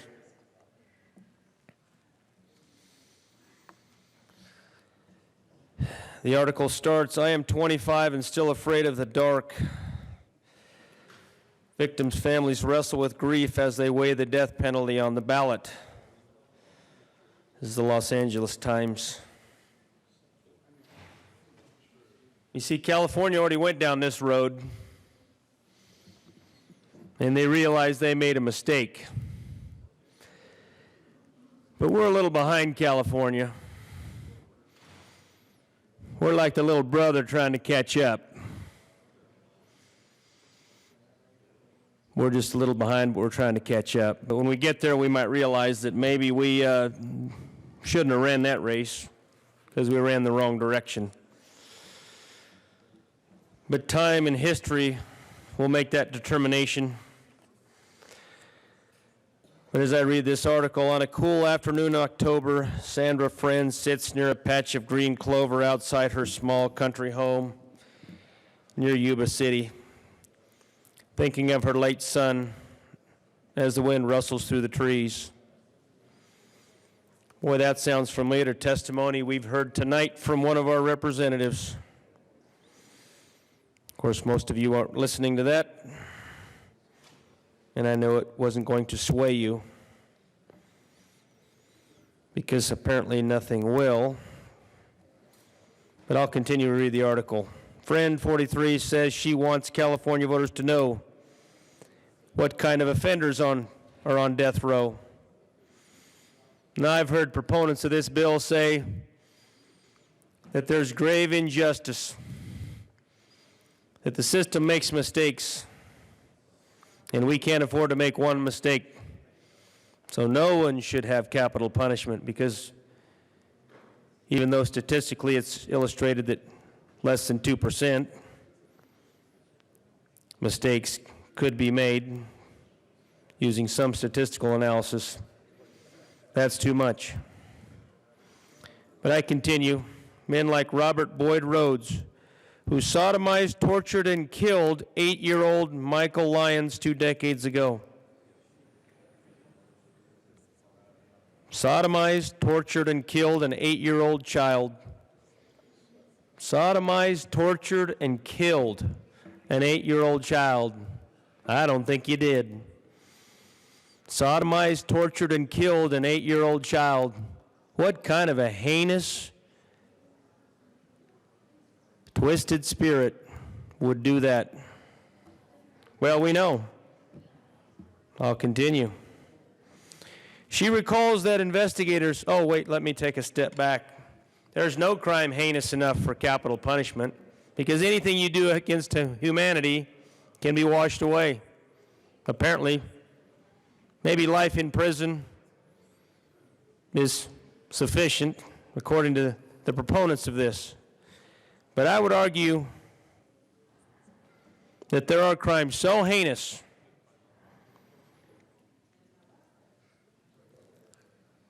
that they need this consideration. She recalls that investigators said the wounds her son endured were deliberate. Rhodes stabbed the 63-pound boy 70 to 80 times with a fisherman's knife and intentionally kept him alive for hours through the sodomization and torture that this 8-year-old boy endured.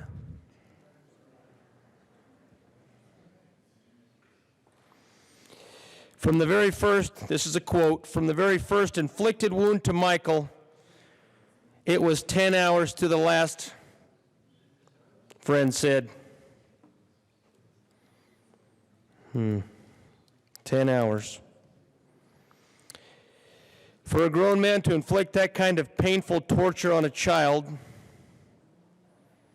he got the right sentence. He got the only sentence that would bring justice.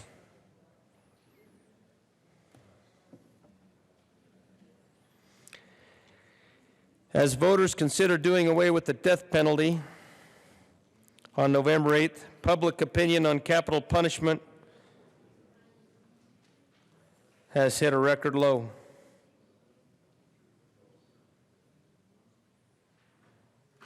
And debates have centered on the expensive costs of the broken system. Yet here we are in this esteemed body, not weeks ago, maybe days ago, talking about the cost of funding our correction systems and how burdensome that is. We haven't even begun to contemplate the expensive costs of this new bill. Life in prison in perpetuity for these criminals. That's also a cost, a financial cost. For 3 squares a day, heat and air conditioning, cable TV, medical care, mental care, emotional care, legal considerations. But that's what they deserve. The victims, on the other hand, have one outcome. It's called death. They're sentenced to death by the criminals who promulgate that sentence. But that's okay, because the criminals apparently are the victims here. 163 of them, I believe. I think we can count the number of murders and people that are on death row for those murders to far exceed 163, as quoted earlier. I believe it was yesterday.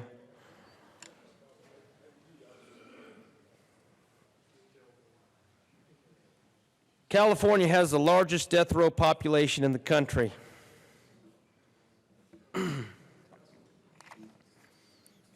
With more than 740 inmates awaiting punishment after the executions were suspended in 2006, when the state's method for lethal injection was challenged in court.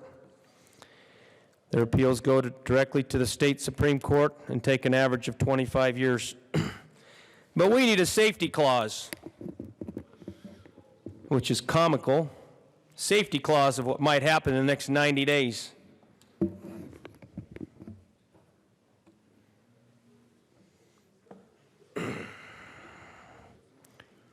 Friend is among the supporters of Proposition 66. We've heard about this tonight.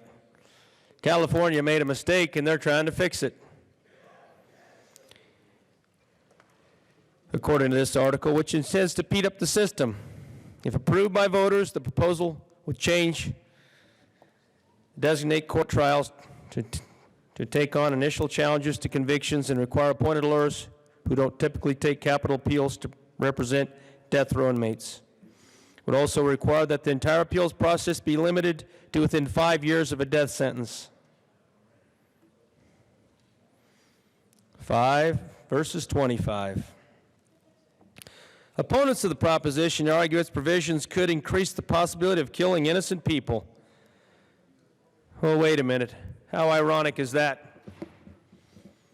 Here's what truly is comical. Innocent people have already been killed. Murdered, sodomized, raped, tortured. Innocent people.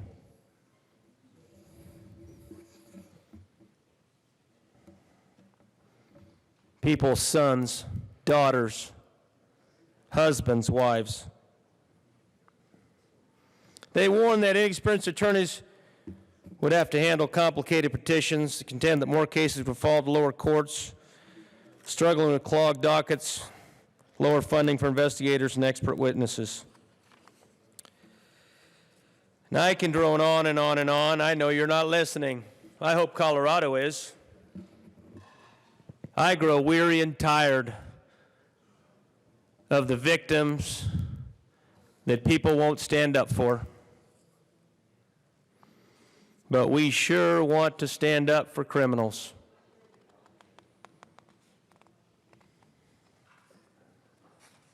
I'm saddened, all of you victims, that you have to endure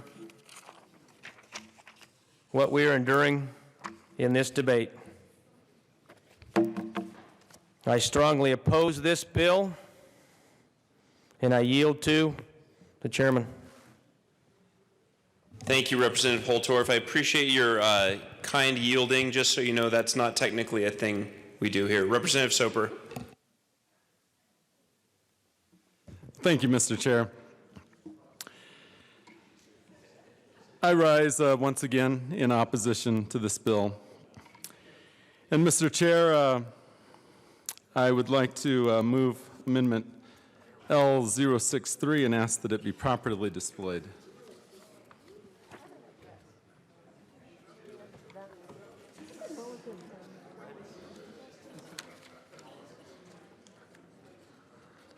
The amendment is properly before us. Please proceed. Oh, thank you, Mr. Chair.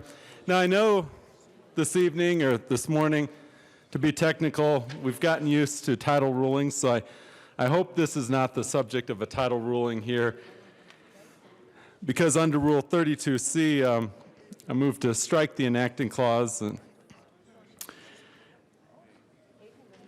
And this is just one thing that, we've seen a process tonight that's been pretty flawed, pretty tainted. We've tried time and time again to get amendments onto the bill that actually would have Colorado's voice heard. Those have been unsuccessful. We certainly would like to just illustrate our dissatisfaction with this entire bill. And while we're at it, I will also call for a division of the House under Rule 32B. Your division is noted for after debate is concluded. Representative Benavidez. Thank you, Mr. Chair. Members, what the amendment does, it strikes line 1 on page 2 where it's the enactment clause, and we can't really have a bill if we don't enact it, so I oppose the amendment. Is there further discussion on Amendment L63? Seeing none, a division has been requested.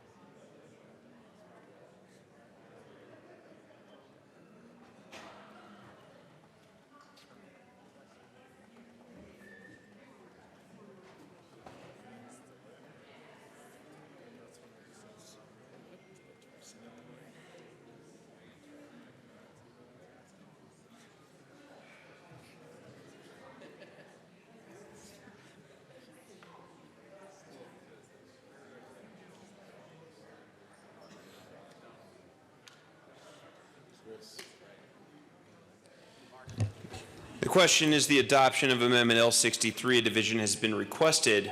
All those in the chamber not entitled to vote, please be seated and remain sitting. All those in favor of Amendment L63, please stand and remain standing in one place until the count is taken.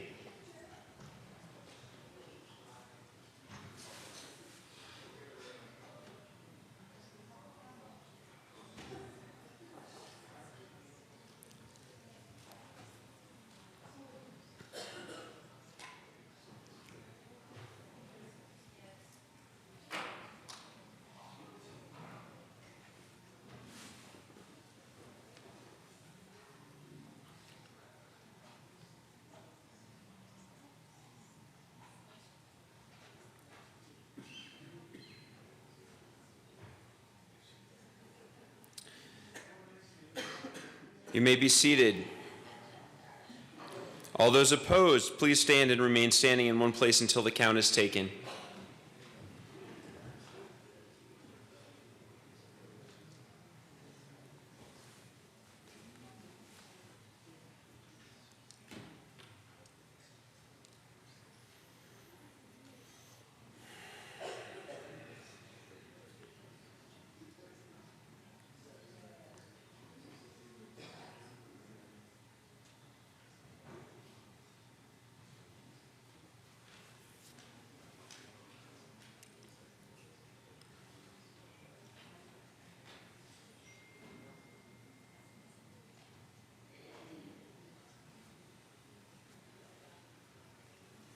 You may be seated. Amendment L63 is lost. We're back to the bill. Is there further discussion on Senate Bill 100? Seeing none, the question before us is the adoption of Senate Bill 100. All those in favor say aye. Aye. All opposed, no? No! The ayes have it. Senate Bill 100 passes.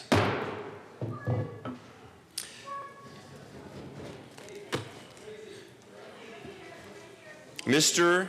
Randall, Kevin Van Winkle. please read the title of Senate Bill 47. Senate Bill 47 by Senators Williams and Tate, also Representatives Kraft-Tharp and Van Winkle, concerning exemption for the definition of a real estate appraisal of analyses prepared by agents of financial institutions for the institution's internal use only. Representative Kraft-Tharp. Representative Van Winkle and I move Senate Bill 47 and ask for everybody's support. All right. Is there further discussion on Senate Bill 47? Representative Sane. Mr. Chair, is this really germane at this point in the morning? Is there any relevant discussion to Senate Bill 47? Seeing none, the question before us is the passage of Senate Bill 47. All those in favor say aye. Aye. All opposed, no? The ayes have it. Senate Bill 47 passes. Majority Leader Garnett. Thank you, Mr. Chair. Thanks for all your hard work. I move the committee rise and report. Seeing no objection, the committee will rise and report.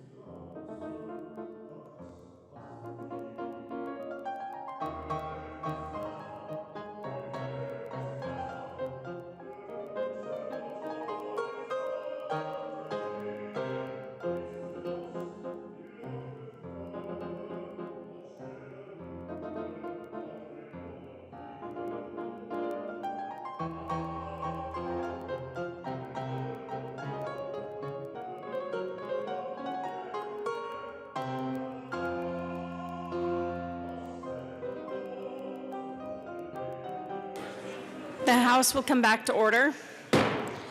Mr. Randall, please read the report of the Committee of the Whole. Madam Speaker, your committee whole big sleeve report has had under consideration of following attached bills thereof and makes the following recommendations thereon. House Bill 1147 as amended, House Bill 1300 passed the second gross passing under third reading and final passage. Senate Bill 47, Senate Bill 48, and Senate Bill 100 passed the second reading in order to revise and place on the counter for third reading and final passage. Representative Kennedy. Thank you, Madam Speaker. I move the House adopt the report of the Committee of the Whole. You all have heard the motion. We have about 5 amendments at the desk. The Soper amendment is first. Mr. Randall, please read the Soper amendment to the report of the Committee of the Whole.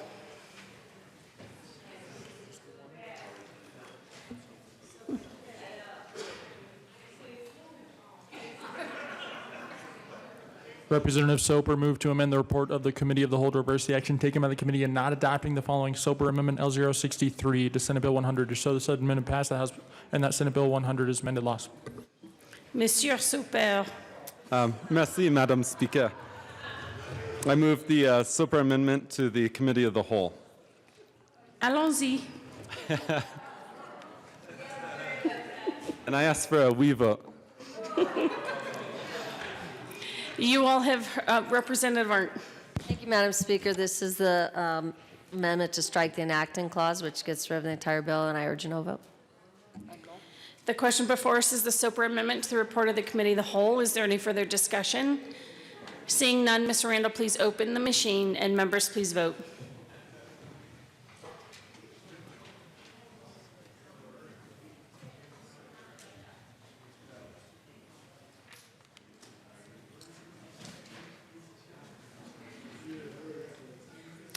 Please close the machine. With 23 aye votes, 41 no votes, and 1 excused, the Soper amendment is lost. Mr. Randall, please read the Sane amendment. Representative Sane moved to amend the report of the Committee of the Whole to reverse the action taken by the committee in not adopting the following Carver Amendment L027 to Senate Bill 100 so the said amendment passed and that Senate Bill 100 as amended passed. Representative Sane. Thank you, Madam Speaker. I move the same amendment to the Committee of the Whole. Please, any other discussion? Representative Benavides. I move for a no vote on the amendment. Is there any further discussion? Seeing none, the question before us is the Sane amendment to the report of the Committee of the Whole. Mr. Randall, please open the machine and members, please vote.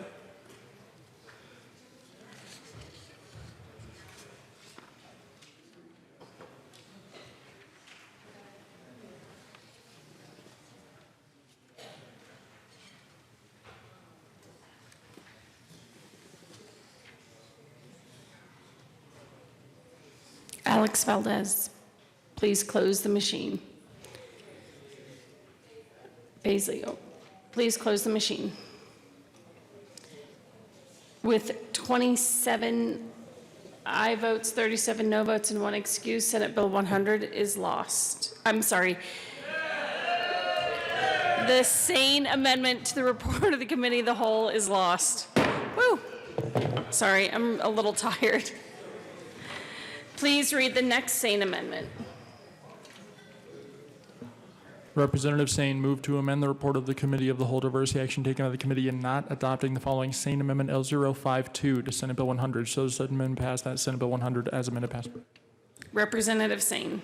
Thank you, Madam Speaker. I move this sane amendment to the Committee of the Whole. Please proceed. Thank you, Madam Speaker. Members, it's been a really long day. In fact, I think when we started this debate, it was about 12 hours ago. One side of this assembly defended Colorado families and victims. One side defended criminals. This amendment would open up that conversation and take it back to the Senate so we can rectify some wrongs. Some heinous crimes do deserve the death penalty. I ask you to vote yes on this amendment and give Colorado families a chance, give us a chance to have this discussion on what constitutes the maximum punishment. Representative Arndt. Thank you, Madam Speaker. Colleagues, I urge a no vote. This is the amendment that takes the title back to just simply repeal the death penalty without mentioning in all circumstances. And we are trying to completely repeal the death penalty here with this bill. I urge a no vote. Is there any further discussion? Seeing none, the question before us is the second sane amendment to the report of the Committee of the Whole. Ms. Randall, please open the machine and members, please vote.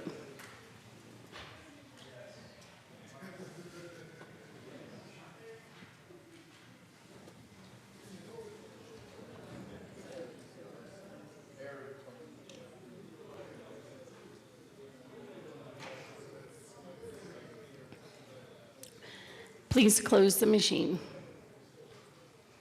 With 23 aye votes, 41 no votes, and 1 excused, the second sane amendment is lost.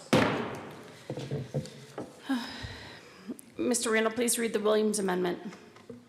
Representative Williams moved to amend the report of the Committee of the Whole to reverse the action taken by the committee in not adopting the following Williams Amendment L044 to Senate Bill 100. So said amendment passed. That Senate Bill 100 is amended passed. Representative Williams. Thank you, Madam Speaker. I move the Williams Amendment and ask for a yes vote. Representative Benavidez. Thank you, Madam Speaker. I urge a no vote. The question before us is the Williams amendment to the report of the Committee of the Whole. Is there any further discussion? Seeing none, Ms. Randall, please open the machine and members, please vote.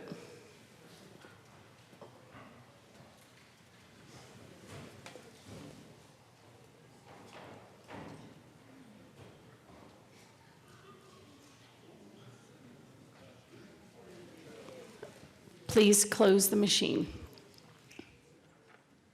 With 23 aye votes, 41 no votes, and 1 excused, the Williams amendment is lost. Please read the second Williams amendment. Representative Williams moved to amend the report of the Committee of the Whole diversity action taken by the committee in adopting Senate Bill 100 to show that Senate Bill 100 is amended lost. Representative Williams. Thank you, Madam Speaker. I move the second Williams Amendment and ask for a yes vote.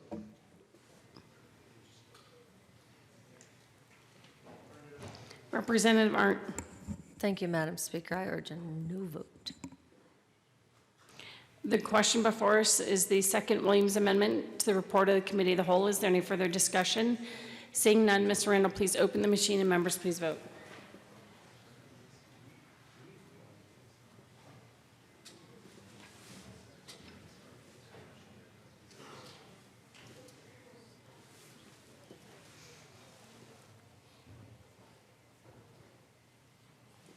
Please close the machine. With 24 aye votes, 40 no votes, and 1 excused, the second Williams amendment to the report of the Committee of the Whole is lost. That brings us to the report of the Committee of the Whole. Mr. Randall, please open the machine and members, please vote.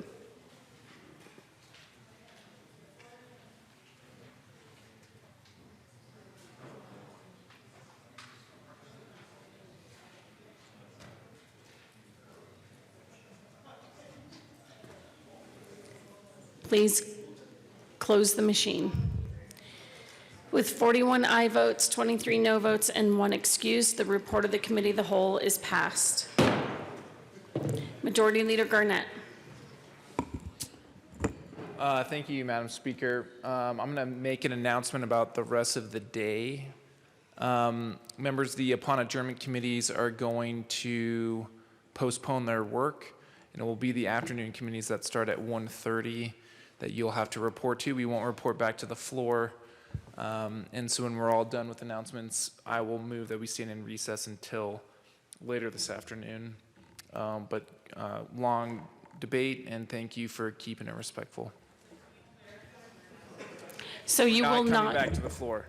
We're not coming back to the floor unless you're on audit committee. Then you have to report at 7 a.m. Representative Michelson-Janae. So we will not come back to the floor today, except when we read bills across the desk. We do not come here at 9 a.m. is what he's saying. Representative Escar. Thank you, Madam Speaker. 2 things. Members, I think most of the assignables have already come through and put things away, but if you have anything on your filing desk, please get those off so they can go home. And also the Joint Budget Committee, we were scheduled upon adjournment. We are just pushing everything to our regularly scheduled 2 p.m. meeting. So JBC will start at 2 p.m. tomorrow. Representative Kennedy. Thank you, Madam Speaker. Members, this afternoon in State Veterans and Military Affairs, we'll be meeting to hear 5 bills at 1:30 in LSBA. House Bill 1169, Senate Bill 91, Senate Bill 82, House Bill 1186, and House Bill 1220. See you in a few hours. Anyone else? Majority Leader Garnett. Should I be more clear? I don't think I was very clear. So we're not coming back to the floor to do morning work because we've already done our morning work, right? And there's 3 upon adjournment committees today: local government and transportation, public health, and health and insurance, and JBC. Those JBC is going to start at 2:30. Those 3 other committees of jurisdiction are not going to be meeting today. And the only meetings of committees that will happen are the 1:30 afternoon committees, except for education, just to complicate it a little bit more. Okay. Is everyone clear on that? Then Representative Weissman. Thank you, Madam Speaker. And just because the timing here is a little bit unusual, I just wanted to announce that Judiciary will meet as we usually do tomorrow. Whatever you get. This afternoon, 1:30. We will do all the bills on our printed calendar: 1278, 1187, 1267, Senate Bill 83, Senate Bill 64. 1:30 today, Tuesday, in our usual room, 112. Thank you. Okay. We're going to introduce some bills. Introduction of bills. Senate Bill 16 by Senators Rankin and Fields, also Representative Soper, concerning amending the existing parent notification law to require notification of charges brought against public school employees relating to the provision of illegal substances to students. Senate Bill 16 is assigned to the Committee on Judiciary. Senate Bill 97 by Senator Holbert, also Representative Van Winkle, concerning the treatment of a marijuana licensee-owned business that provides employment services to a commonly controlled marijuana business as a single employee unit. Senate Bill 97 is assigned to the Committee on Business Affairs and Labor. Senate Bill 126 by Senators Story and Smallwood, also Representatives Roberts and Van Winkle, concerning the operation of a licensed family child care home in a common interest community. Senate Bill 126 is assigned to the Committee on Public Health Care and Human Services. Senate Bill 140 by Senator Holbert, also Representative Melton, concerning the types of conditions that may authorize a person to recover from the bond required as a condition to be licensed to sell vehicles with motors. Senate Bill 140 is assigned to the Committee on Transportation and Local Government. Senate Bill 146 by Senator Priol, also Representative Bockenfeld, concerning modifications to the revised Uniform Unclaimed Property Act related to property held by a financial organization. Senate Bill 146 is assigned to the Committee on Finance. Senate Bill 155 by Senator Sonnenberg, also Representative Pelton, concerning the continued presumption of non-injury to water rights regarding the use of an exempt well for domestic purposes after the land on which the well is located has been divided into multiple parcels. Senate Bill 155 is assigned to the Committee on Rural Affairs and Agriculture. Is there someone to put us in recess? He needs to. Oh, no way, Representative Zane. It's fine. Majority Leader Garnett. Thank you, Madam Speaker. I move that the House stand in recess until later today. You want to pose with us? Seeing no objection, the House will be in recess till later today. She already took it.